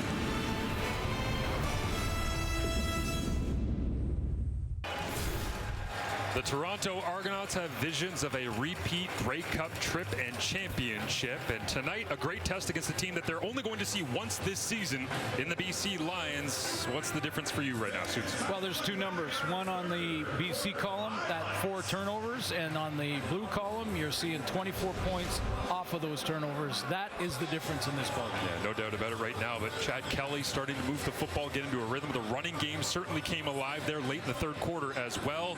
And when they've been ahead in their victories so far this season, man, have they ever pounded the rock. Yeah, and you're going to see a lot more of that. Maybe Andrew Harris. We saw Adebaboye against the Edmonton Elks, so that's possible too. But as you mentioned earlier, they have 4 running backs dressed.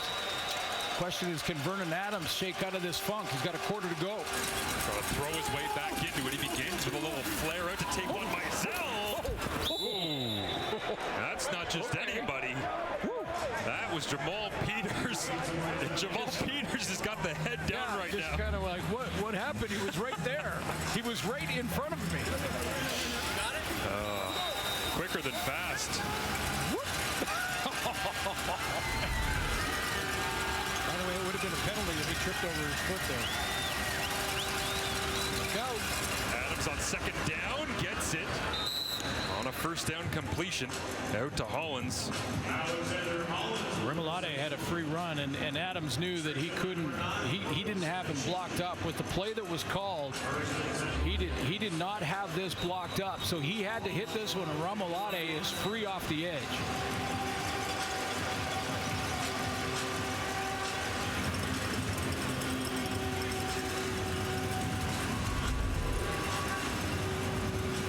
Michael Couture standing in at center, getting the call and setting the protection.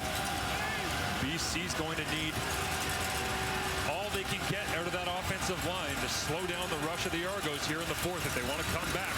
Will hand it off, going nowhere. And that was Robbie Smith flying down from his defensive end spot. The quickness out of the second-round pick from 2019 of Poirier. Yeah, and what a great Grey Cup story that Robbie Smith was this year, or this past year. When he blocked the game-winning field goal attempt by the Bombers after a tough penalty, and he just become better every single snap. The motor is full speed all the time. Wilfrid Laurier getting it done from the backside. Golden Hawk alum digs in here on 2nd and 10. Four-man rush. VA has time. No evades. Flips it out. McInnes. And Peters comes up to make the tackle. That'll be very close to the first down marker. It looks like it'll be just shy. Well, there's no question about the decision. Just see how close it is. Down by a couple of possessions, you're going to have to... Yeah, it's one, so they'd go for it anyway, no matter what the situation or the score clock said. Substitutions on both sides. Dominic Davis comes in with the short yardage package.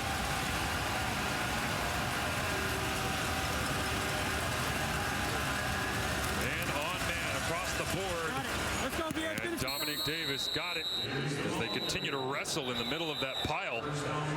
The end of the play, Jack Cassar ends up on his backside as there's Robbie Smith. Yeah, I mean, this is a Netflix story, or this is a story that you could put a movie together. He gets this penalty on 3rd down against Zach Collaros. Here's the penalty, face mask, a mistake. It wasn't anything that he could control. And Jagarrett Davis turns to him, his teammate at the time, and says, listen, let it go. We're going to need you. And with the game on the line, 1 point, winning field goal attempt, 40 blocks it. Iconic moment in Argonauts history. The Grey Cup championship is down the middle. This time for Rhymes, incomplete. Adams Jr. trying to stretch the field a little bit. Royce Mechie shaking his head no. Well, Mechie was sitting inside, and I think that's why Vernon Adams puts it like here instead of here. It looked like Dominic Rhymes wanted to come more into the middle, and he's forced to put the brakes on. Mechie was kind of sitting on the inside shoulder, and I think Vernon Adams wanted to try to pull his receiver back a little bit. Just couldn't hang on to that. You won't see that very often. Oh. Creates 2nd and 10. Corey Mace, defensive coordinator. See what he dials up here. Plays zone, 5-man rush. VA, middle of the field, wide open in that zone. It is complete, and it is to Rhymes. All the way inside the 20, BC threatening. When Jordan Maksimic has called for Vernon Adams, the offensive coordinator has called for him to get on the run, they've had success. All game long tonight, when Vernon Adams gets outside, he's got his eyes downfield, he throws a nice strike over the middle. Patient. There's Maksimic, waiting to see what happens with his first down call. EA looks to throw, quickly slipping on the grass. Keon Hatcher is Robertson Daniel right there in the coverage. Yeah, I might, if I know this is not how it works, but to oversimplify, I might throw away from Robertson Daniel the way he's playing tonight. Where are you going to throw in this Argos secondary? No, that's a good point. That's a real good point. Mechie, Tavares McFadden's got one tonight. We'll see where Vernon Adams Jr. goes here. Pressure on. Man coverage. He's got him beat. To the edge. Into the end zone. Touchdown, Lions. Keon Hatcher for the first time in 2023. He beats the blitzer. And this is going to be a part of the movie for Robbie Smith that he doesn't want to have in the movie. But he's coming up here, and he's got contain. If you get outside of contain when you're blitzing, you've left your defensive backs in one-on-one coverage.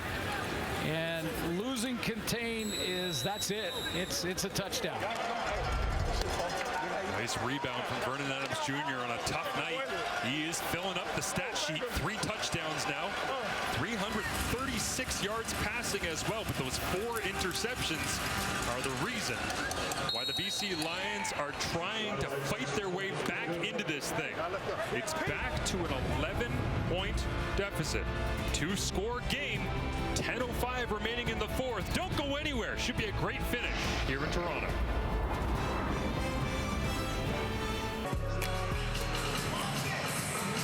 He can move now, too. Vernon Adams can run. He can get outside. We've seen him have success when he's thrown on the run. And he got outside of containment on Robbie Smith. And this is a game of angles, and even the best can be just off a little bit. That's why they talk about the details. Get a look at the touchdown here in just a moment. Vernon Adams Jr. to Keon Hatcher. The Argonauts return it. Good field position to begin. This is a real game of angles, as you know, Marshall, and you can be just off. I mean, we talked about how good Robbie Smith is, but if he goes up here and gets contained like he's supposed to, and more of a straight up the field angle to the high shoulder, then he's got a chance. But he cuts to the low shoulder, and now that opens the escape lane for Vernon Adams. Again, the best in the business, if you're off by a half a yard, you've opened up the door for an athletic quarterback to get outside. VA will make you pay fast. Let's see what Chad Kelly's got here in response. Looks over the middle, into traffic, throws it low. And for now, they'll say complete. Cam Phillips dug that one out with a little bit of help from 12, aiming low below the knees to try and save him. Quincy Moget hit him too. This is a great catch. I mean, let's take another look. Make sure he got his hands underneath it, but what a great catch. He got pressure on the inside, got both arms underneath the ball so it never touched the turf. That's a biggie. Nice little chunk there for the Argonauts into BC territory. Go back to the running game. Little counter this time. Ouellette, gain of about 4 on first down. Go back to Chad Kelly and just remind folks that this is start number 4 for Chad Kelly. I mean, they come down and score. Momentum switches to the BC Lions. And he goes, okay, no problem. I'm going to find Cam Phillips on this deep dig, put it right on him, and we'll just get our first down and get going here. It's pretty impressive. Second down. Kelly, pressure on, slides up in the pocket, looks down the field. Over the top, incomplete.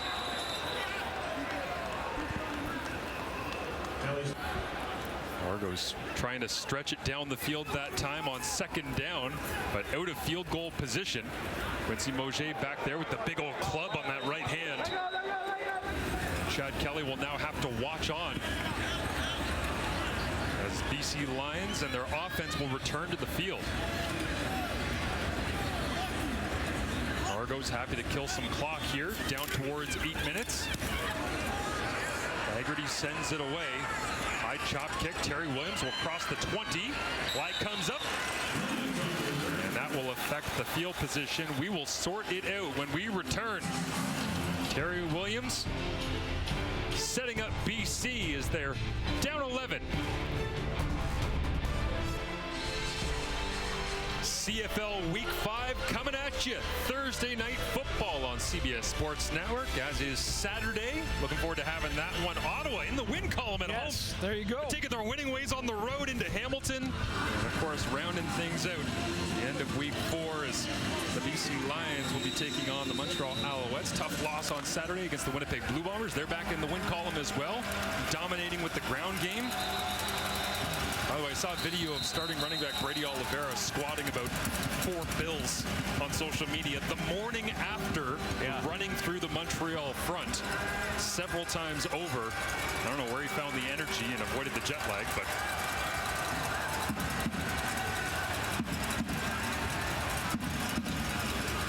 Timer, please reset the game clock to read 7 minutes and 59 seconds and reset the 20-second clock.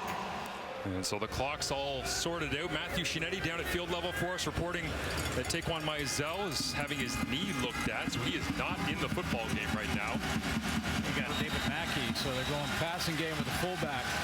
Extra protection. Western Mustangs alum in the game to pass protect over the middle, and it's incomplete.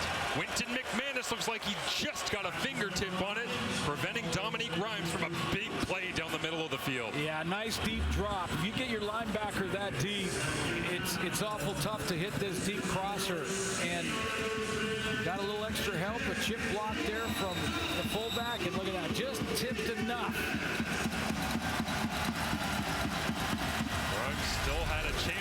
couldn't bring it in. So now backed up on their own 8-yard line. 2nd and 10, down 11.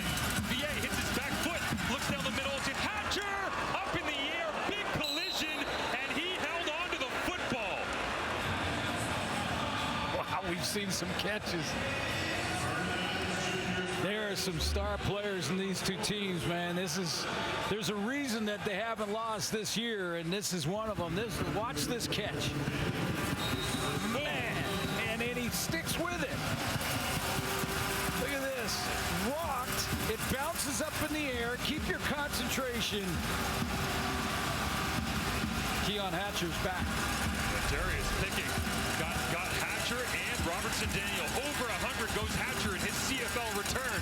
VA underneath Javon Catoy. Move the sticks once again. BC is not going away.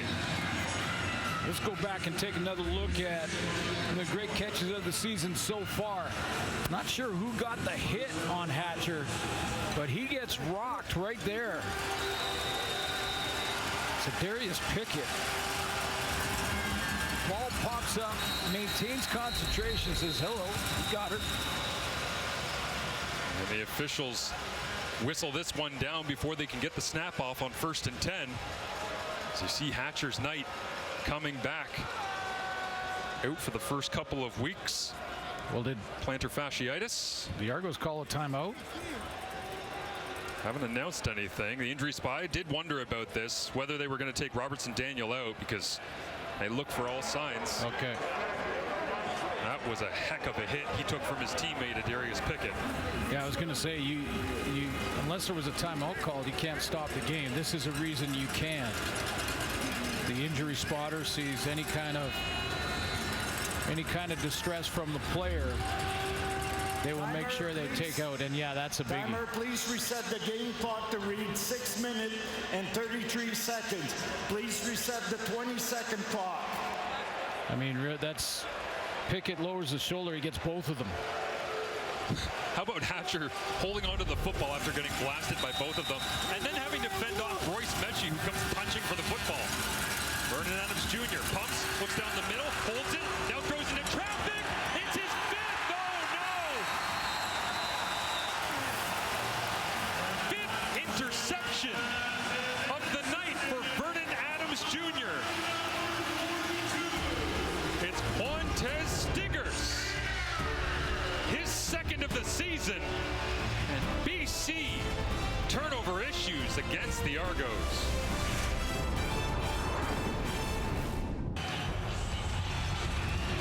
Vernon Adams has this for a long time. In fact, he's going to pump fake it a couple of times, and by then he's just kind of throwing it up and really hoping for a miracle down the field. And he didn't have to do that with over 6 minutes to go. And he knows it. One of those nights. Argonauts go to the running game. Ouellette makes something out of nothing. This is the place last year, Suits, of course, where Vernon Adams Jr. lost his starting role. Week 2 of the season with the Montreal Alouettes. Trevor Harris came in. So he's allergic to blue? Is that what you're saying? Or BMO Field. I don't know. This is certainly the worst version of VA that we've seen this season, and really in his time in BC, you'd have to think. Well, an overthrow, a couple of bad decisions, fooled early on with a couple of switches from the secondary. But let's give credit to that Argo defense. No doubt. Pressure up front. He's taking some chances, and the DBs are making plays down the field. John Kelly on 2nd down. Nice throw into the middle of the field. Jean Brissett hauls it in, and the Argonauts move the chains once again. Yeah, and meanwhile, the guy who's being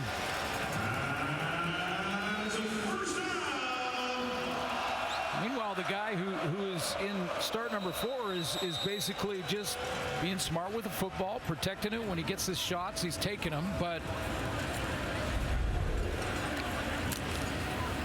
you can tell Kelly's into it when those eyebrows start folding up. Locked in.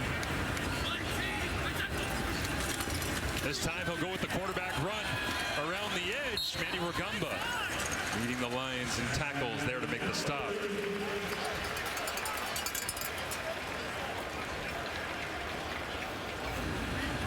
Big down for the Lion defense right now. I mean, still plenty of time in this game with just an 11-point lead, but Ryan Phillips' group's got to come up big right now if they want to crack at this. Another first down is field goal range. Gumba staring down, blitz look. Ouellette will run it, cuts back off his blocker. Oh, I think he got it. Got it, gets to the 50. And Ryan Phillips looks on in bewilderment. No signal yet.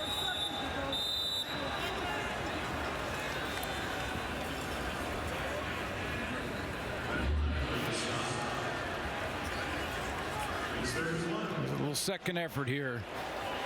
Time. Aladik, Betts. Timer, please reset the game clock to read 4 minutes and 3 seconds. If we just had a camera on Ryan Phillips, we'd know the outcome. It is 4:08. We'd know the outcome of every play. He wears it. He'll show you when he's disappointed. He does wear it on his sleeve. We'll see what his reaction is here as A.J. Ouellette is feeling it on the sideline. You can tell he's been discomfort throughout the night. Andrew Harris on the field right now. Heads back into the huddle alongside Chad Kelly. Has been Cam Dukes in at various points throughout the evening in short yardage, but Kelly will remain in here.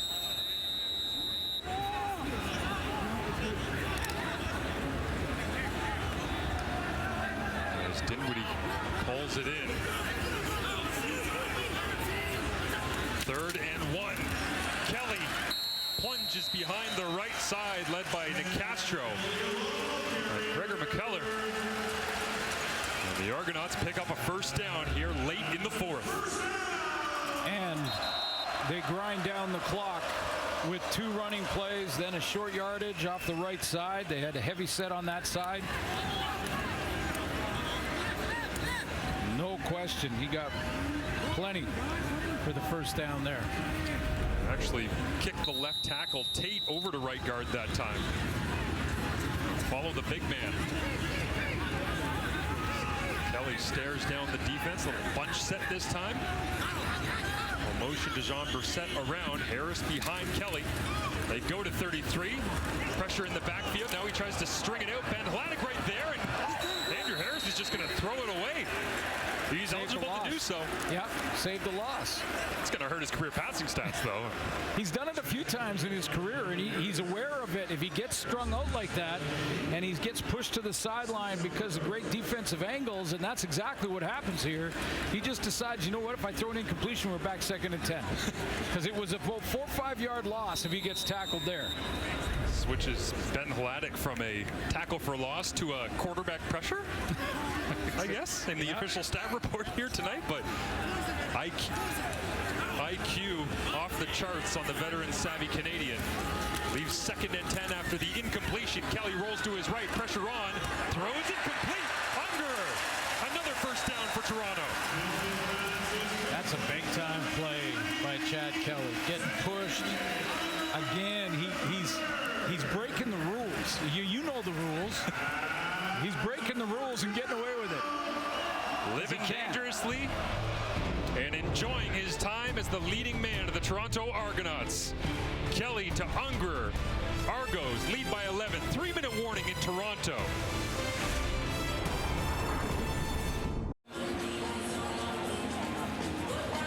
It is a tale of 2 quarterbacks. Chad Kelly in the huddle right now with a lead late in the 4th quarter. Vernon Adams Jr., a difficult night. 372 in the yardage category, but it's those 5 interceptions that have made the difference. And 0 interceptions for the guy on the right side. Yes. Closing in on 300 yards. Last play was Kelly to Unger for the first down. Ouellette back in the game. Despite dealing with something in the lower body that bothered him on the evening, they'll hand it off to him. Here he cuts back into the flow. Stays up, drives the legs. And he's battling through it right now. Yeah, gutting it out. You know, when these 2 teams played, we've been talking about the Lions and saying that they're for real. And when they went into Winnipeg, and won in a dominant fashion, something that hasn't happened there for a long time. This is their second time out. There were a lot of people saying, okay, well, let's see what the Argos are all about, because they beat Hamilton and Edmonton. Yeah. Two teams that have struggled out of the gate. So, you know, there was still these question marks hanging over the Argos, and the Lions were saying, well, they had the #1 defense in all the rankings, all the most important rankings, just smothering teams defensively. So what are the Argos all about? Well, they're for real. That's what they're about. And their quarterback keeps getting better. If this result holds, be interested to see what the power rankings look like across the country. Stretch handoff to Ouellette, going to the field, cuts it back, and looks like Thibaut Debaye, the global, wearing 49 right there to wrap him up. But Ouellette, nice chunk. And they're physical. You know, I think that's maybe what separates the Argos from other teams, is that they're physical up front, their O-line, but their D-line has made some plays. And one of the reasons that Vernon Adams has thrown the 5 picks is because he feels the pressure. Doesn't necessarily have to translate to sacks every time. Quarterback pressure just causes inaccurate throws, and secondary says thank you. 10th play of the drive here for Toronto. They go back to Ouellette. Makes 2 men miss. Now a third. Rides it all the way down to the 16-yard line. And that'll be enough for a first down. Yeah, and everybody in the park, including the Lion defense right now, knows that Toronto just wants to grind the clock down and run the ball. And Ouellette's still getting it done. Getting it done with that sore hip or groin or whatever they were working on. And I think back to the start of the night, Argonauts came out of the tunnel. Andrew Harris with the Canadian flag, A.J. Ouellette with an American flag. Loved it. Independence Day tomorrow in the States, Canada Day long weekend as well, and they just had a moment exchanging as Harris checked into the ball game and gave Ouellette a huge hug that looked like it might have been a, "You're good, buddy. You're done. Go shut it down on the sideline. I got this." See if Ouellette comes back in. For now, it's Harris. Inside run. And the Lions right there to shut it down. I love that when they came out together, and Andrew with the Canadian flag, Ouellette with the American flag. That's really what our league's about. I mean, American or Canadian ratio, American players playing together from across the United States. And looking like a border war right now between BC and Toronto. At the end of the play, Debaye, who did not come out of the tunnel with the Belgian flag, in case anyone's wondering tonight. But Sione Tehima talking things up, and the end of the play, a little skirmish that rolled towards the Toronto bench. Rick Campbell, I think, is going to take Tehima and have him come over and cool down.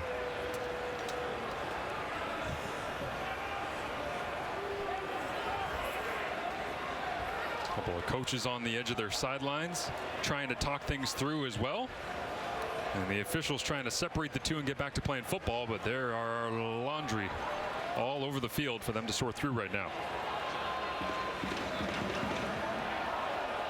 A big kick return touchdown. We shouldn't forget to mention that from Devon Leake.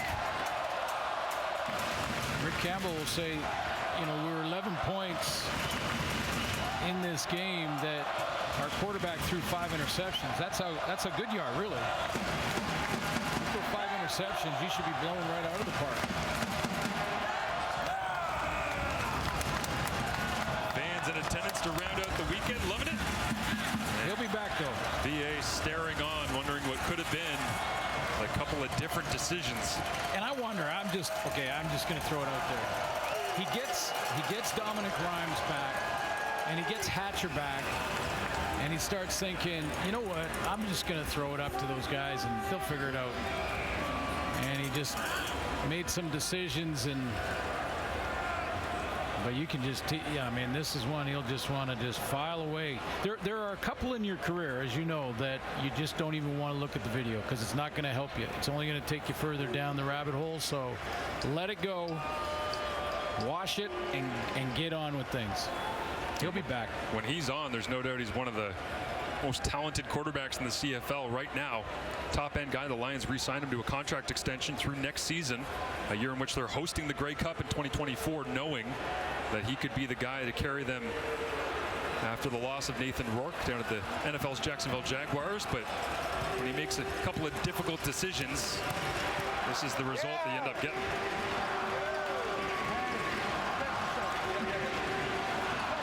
It looks like the wrestling heel might have returned back to the field here in A.J. Ouellette to finish things off.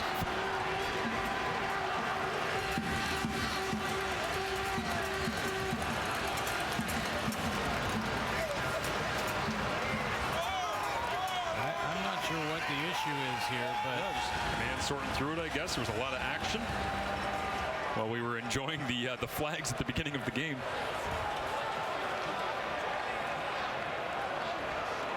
As Andre Proulx, lead official. There are 6 fouls. All fouls are misconduct. They all occurred after the play. BC, number 47 and 91. Toronto, number 33, 59, 63, and 55. We're going to go back 30 yards from the end of the play. well, that's why it took as long as it took, because there were that many players involved in this push and shoving match, and when you need a calculator to add up penalty yards, and of course you're going to come back with your teammates, and I've said it many times on broadcast, but I'll say it one more time, that for the young kids watching, this isn't tough. So you know, it's not tough. Well, we are in Toronto. It's not tough when after the whistle you start throwing things and stuff like that. If you want to show toughness, do it between the whistles, field of play. Let's see, we are in Toronto after a Domi gets signed to play for the Leafs. To see that skirmish and start thinking, watch the lawsuit, Ty! Ouellette back to close things out in between the tackles. You know Toronto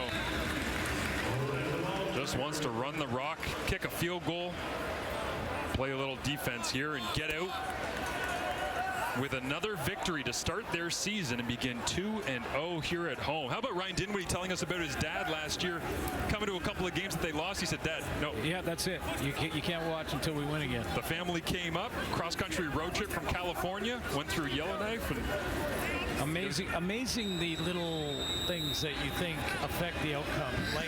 Like broadcaster's tie color, or my dad watching in the park. Just watch it on TV, because we've lost 2 in a row. That was Yellowstone, by the way, not Yellowknife. That'd be a heck of a cross-country road trip. Yeah. But listen, hey, 3-0, start the season. Last time they did that was back in 1991. That was a good year. I mean, not if you played for the Saskatchewan Roughriders, because that's where I was at that time. Points off turnovers continues to push its way forward. Matty Dunnigan.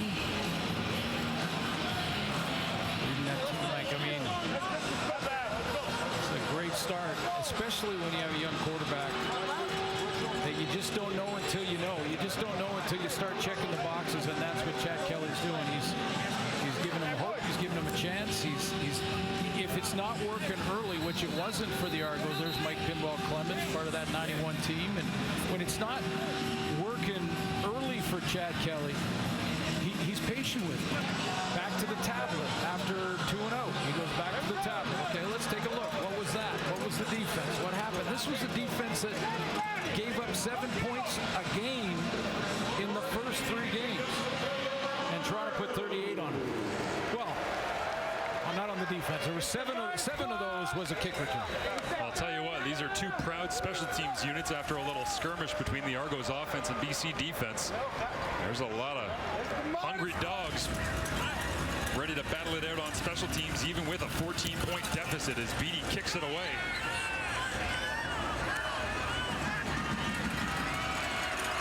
And right into the teeth of the coverage unit. Benoit Marion right there. Help finish off the play. Jonathan Edward as well out of Carleton. finishing things off. And Vernon Adams Jr. will come out to close this one out, it looks like, unless he can mount a 14-point comeback in the next minute 17.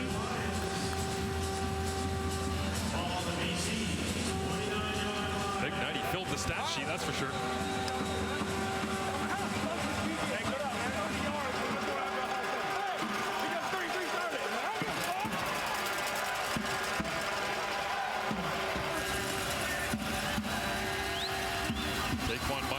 Remains out, so David Mackey is in. He'll get the pass completion here. And steps out of bounds, escorted by Quantez Stiggers, who had the 5th interception off Vernon Adams Jr. earlier, but it's a first down for the Lions. Great performance by the secondary for the Toronto Argonauts, who will go into a bye week. So guys like A.J. Ouellette and guys back there can rest up, get ready. But that secondary, man, they were where they needed to be. Robertson Daniel, there's one of your players of the week right there. He gets my vote right now. But they did a number on Vernon Adams. When the ball was up there, they went after it. Empty it out here for VA on 1st and 10. Pressure on, makes a move, gets away, and throws his 6th. It's a half dozen. Robertson Daniel's got another. And could he find the end zone? It's interception 6 for 6. Punctuation on an undefeated start for the Argonauts, and it ain't a question mark.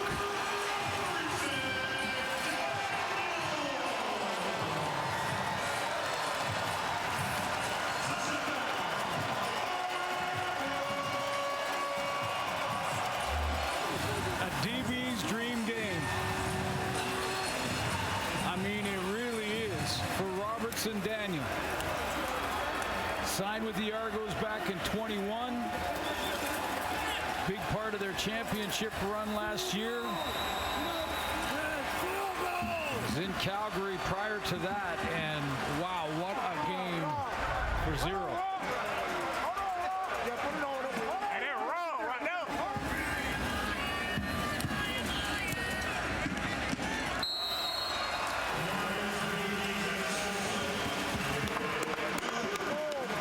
This one is desperation time, but I'm taking nothing away from this secondary. They have Vernon Adams second guessing. They have him unsure. He's not seeing it, and they're taking full advantage.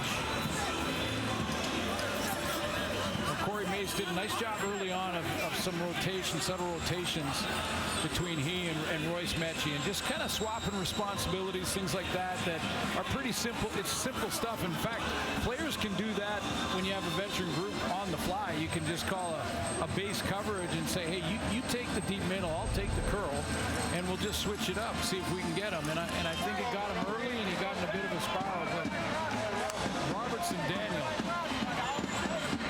3 and a touchdown. Reminiscent.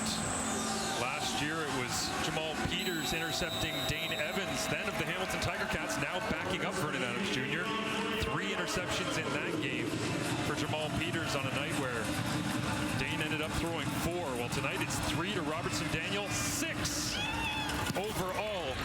And the Argos, whether it be their defense or their offense capitalizing on field position, have made BC pay. Terry Williams right up the middle. Nice return this time as he's wrapped up at the end of the play. And a flag comes in. Boris Beatty hooked him around the top of the head. And so BC will get big field position, but trailing 45-24. That won't matter much to Rick Campbell and his staff. So if you're one of those guys that said, you know, they've only beaten Hamilton, who's struggling, in Edmonton. This team has now won 3 games to start the season by double figures in all of them. 32-14 win against Hamilton, 43-31 against Edmonton, and now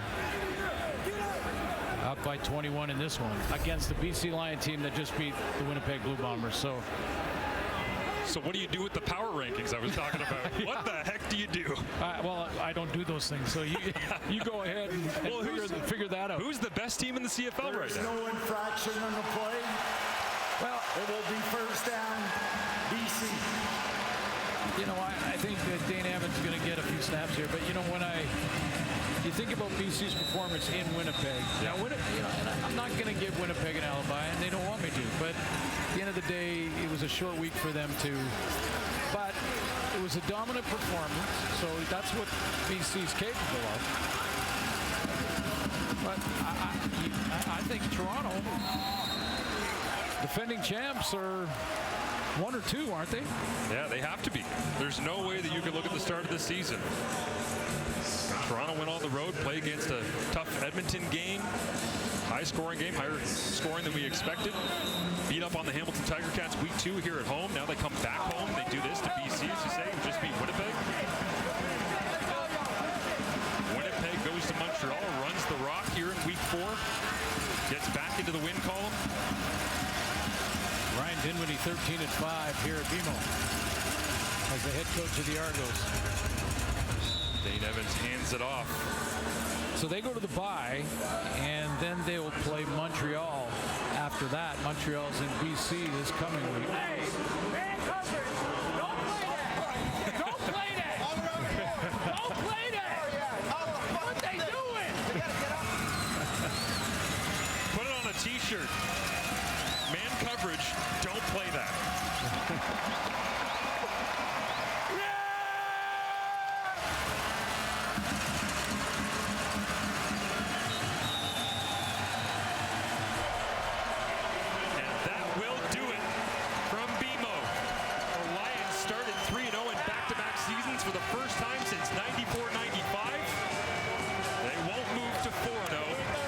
Toronto has their way here tonight at home in BMO. Robertson Daniel, player of the week. Got my vote, 0.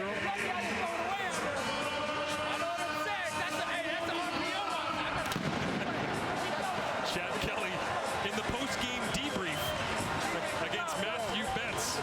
Ryan Dinwiddie wins again 2-0 to start the season here at home. Tavares McFadden got on the score sheet. And the defense of the Argonauts set the tone for this thing on a night where we thought it would be all BC defensively. The Argonauts finish it off with the running game and a head-scratcher for VA and the BC Lions. That'll do it from Toronto. For Glenn Suter, Matthew Shinetti, I'm Marshall Ferguson. Time now for SportsCenter.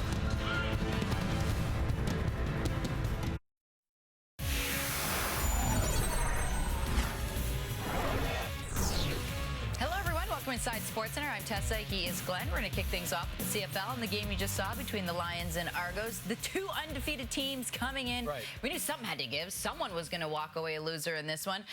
You just didn't expect it to go the way that it did. Vernon Adams Jr., solid QB against Chad Kelly, a little, I don't want to say little, a young rookie QB that's proving himself as we go along. But key to success would be no interceptions. Yeah, maybe not throw 6 interceptions. That was a statement win by the Argos. A lot of the hype was on the BC defense coming in, who had allowed just 7 points per game coming in. But this Argos offense, I guess didn't need to do a whole ton because the defense was dominant tonight. We'll pick it up 7-0 Lions late in the first quarter. Javon Leake back to return this punt for the Argos. Argonauts return this one down the left sideline, cutting back, making the kicker miss. All the way to the house. Touchdown, Argos. Javon Leake returns the punt, 91 yards for the touchdown. That ties it at 7. Meantime, BC trying to start the season 4-0 for the first time since 2007. Dominic Rhymes already with a touchdown in this game. Second quarter, Vernon Adams Jr. finds him again, wide open, back of the end zone. That ties the game at 14. Now, still before the half, after Adams threw his second pick of the game, Chad Kelly rolling to his right, throws it back across his body to Tavares Daniels for the touchdown. 17 yards, makes it 21-14 Argos. Kelly's uncle, Buffalo Bills legend, Jim Kelly in the house, liking what he sees. Let's get back to Adams, though. He threw 2 touchdowns in the first half, but he was picked off 3 times. Tarvaris McFadden gets this one. BC was down 25-14 at the break. The Lions driving in the third quarter. Adams, he'll get picked off for a fourth time. That was ugly. Robertson Daniel with his second of the night. Adams has been picked off 6 times in the Lions' first 4 games of the season. Now 3 plays after that turnover, Kelly flips it to A.J. Ouellette, finds an opening and runs it in for 4 yards out. The Argos with now 24 points off of turnovers. They go up 35-17. Move to the fourth quarter. The Lions down by 11, still in this despite all those picks. 6 minutes to play. Adams looking deep, but yet another interception picked off for the 5th time. A tough night for the Lions starting QB. And then in garbage time with BC down 14, Adams Jr.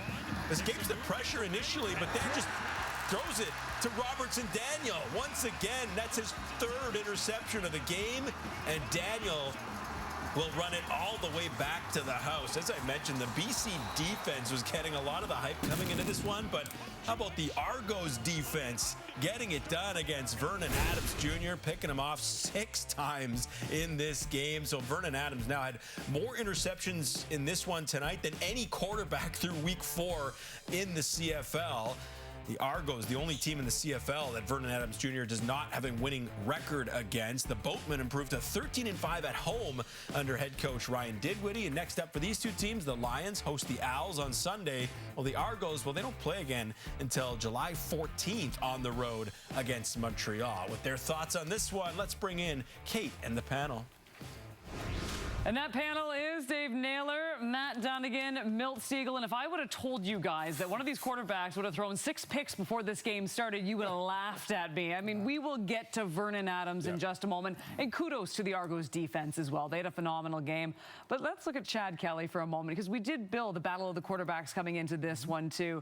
And once again, proving that he deserves to be in this starting role, and the Argos looking like arguably one of the best teams in the league right now. We never want to get ahead of ourselves and judging players, things like that. But I think we can say after 3 games, the Toronto Argonauts have their starting quarterback. And that may seem obvious right now, but hey, this is a guy who came in halfway through the 4th quarter of the Grey Cup, and that was really all his CFL resume said. But look, even when the Argonauts got into a slow start, we didn't see Chad Kelly forcing stuff.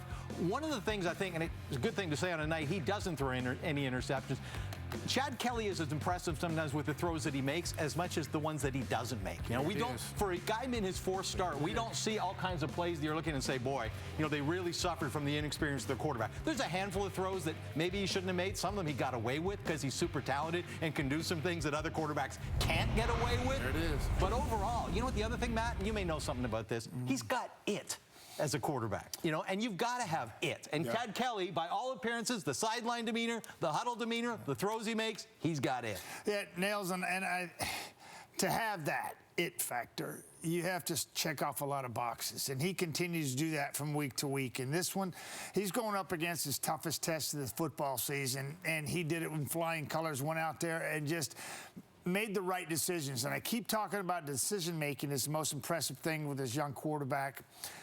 Experience speaking, a young quarterback, he making smart plays, and you saw Vernon forcing the issue, and Chad played things close to his vest, and he was 23 of 29 for 250 and no turnovers. And that's the biggest thing there against the defense that's making a lot of good quarterbacks look really bad out there. Huge point. And he went out there and kept things tight, did what he had to do, and he didn't get in front of himself. He didn't make himself bigger than the football team, and to me that was huge, and that's why he continues to check off those boxes. You talk about the great decision-making by Chad Kelly, not so much for Vernon Adams. And, in the first 3 games, we were saying this is the Vernon Adams we expected when he first got in the league. But now he took a few steps back. And not taking anything away from these Toronto Argonaut defenders. They made some great plays, but these were unforced interceptions. These were plays where Vernon Adams didn't have to throw it in there. He had plenty of opportunities to check it down, take a sack, throw it away, but he was making some errors that we've seen in the past.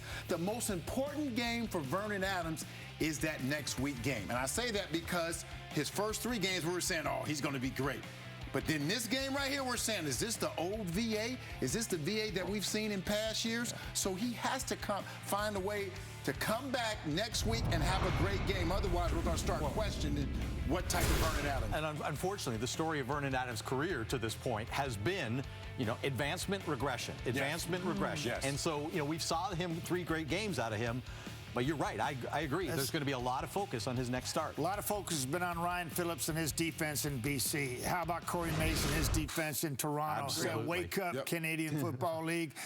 Talk about us, and a lot of those throws that VA made, those 6 interceptions, I guarantee it, every one of them he was pressured. Forced. He was pressured. He was under duress, and he can't make poor decisions in those situations. He'll learn from this, but hey, I think the CFL and all our fan bases across this country just found out that the Toronto Argonauts defense is for real, too. Yeah. Well, and you know what, too? Just even the record at BMO Field, especially under Ryan Dinwiddie, has been fantastic. 3-0 to start the season for the first time since 1991, as we send it back to SportsCenter.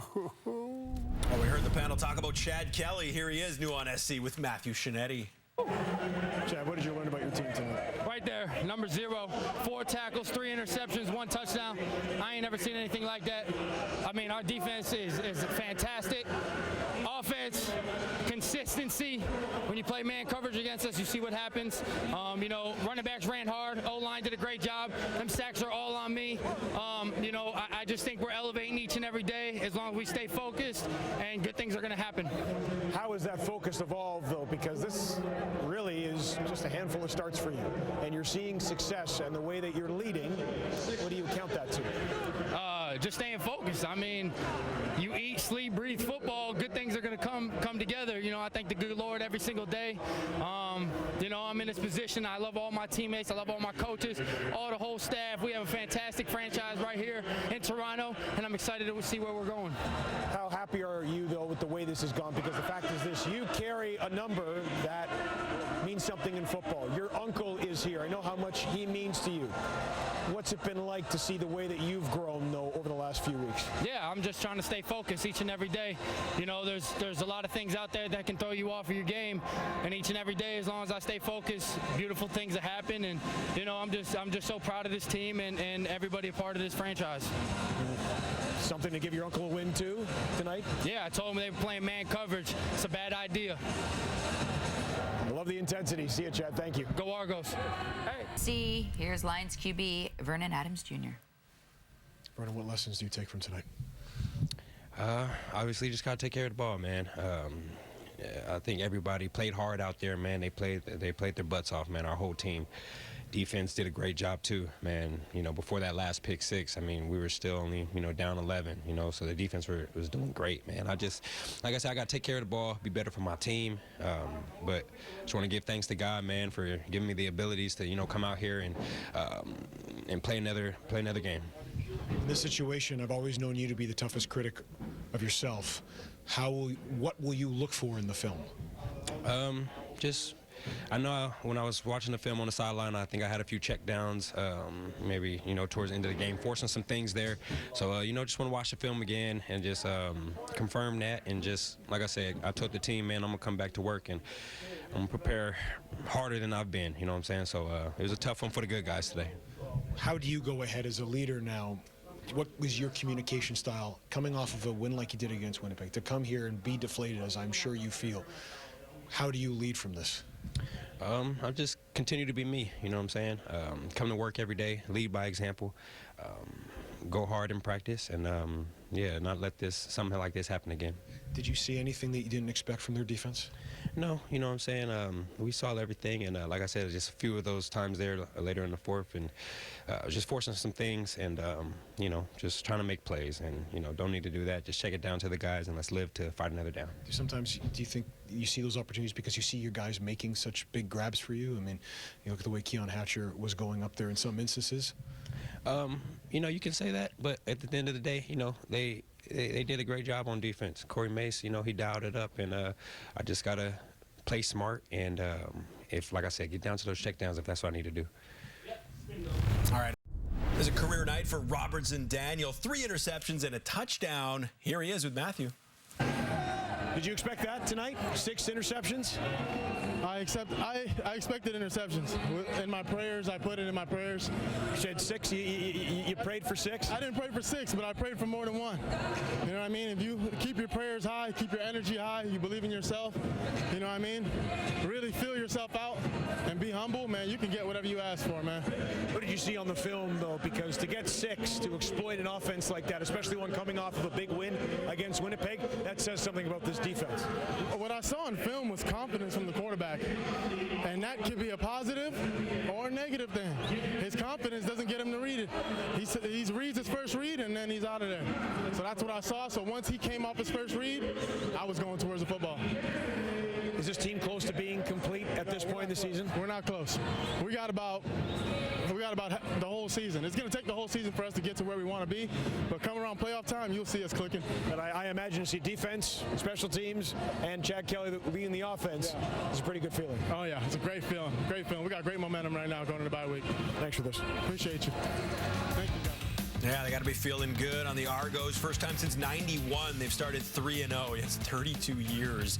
TSN's own Matt Dunnigan played quarterback for that squad back in the day. With the win, Toronto, the last undefeated team remaining in the CFL, as the Lions failed to start 4-0 for the first time since 2007. All right, on the flip side of things, here's Lions head coach Rick Campbell, new on SC. Yeah, it's always disappointing to lose. I hope they are disappointed in losing because they're competitive guys. At the same time, I told them I'm not falling out of love with these guys because we had a bad day at the office. And also credit to Toronto. They're a good team, and you know, they made the plays necessary to win the game. And we had too many negative things to overcome. I liked that we kept battling, but you know, just too much negative football to overcome. But we got a short week, and we talked about it even when we played in Winnipeg last week. You know, we can't get too high and too low on these games because we got a long road to go. I've seen you with multiple talented quarterbacks before. Did you or Jordan talk about pulling VA at any moment? Maybe not so much as to reprimand him, but maybe he wasn't seeing things. You wanted to see it from a different perspective from the sidelines? Yeah, I didn't today. I always try to do things to what I think will help the football team. I think it got compounded when we were playing from behind, and then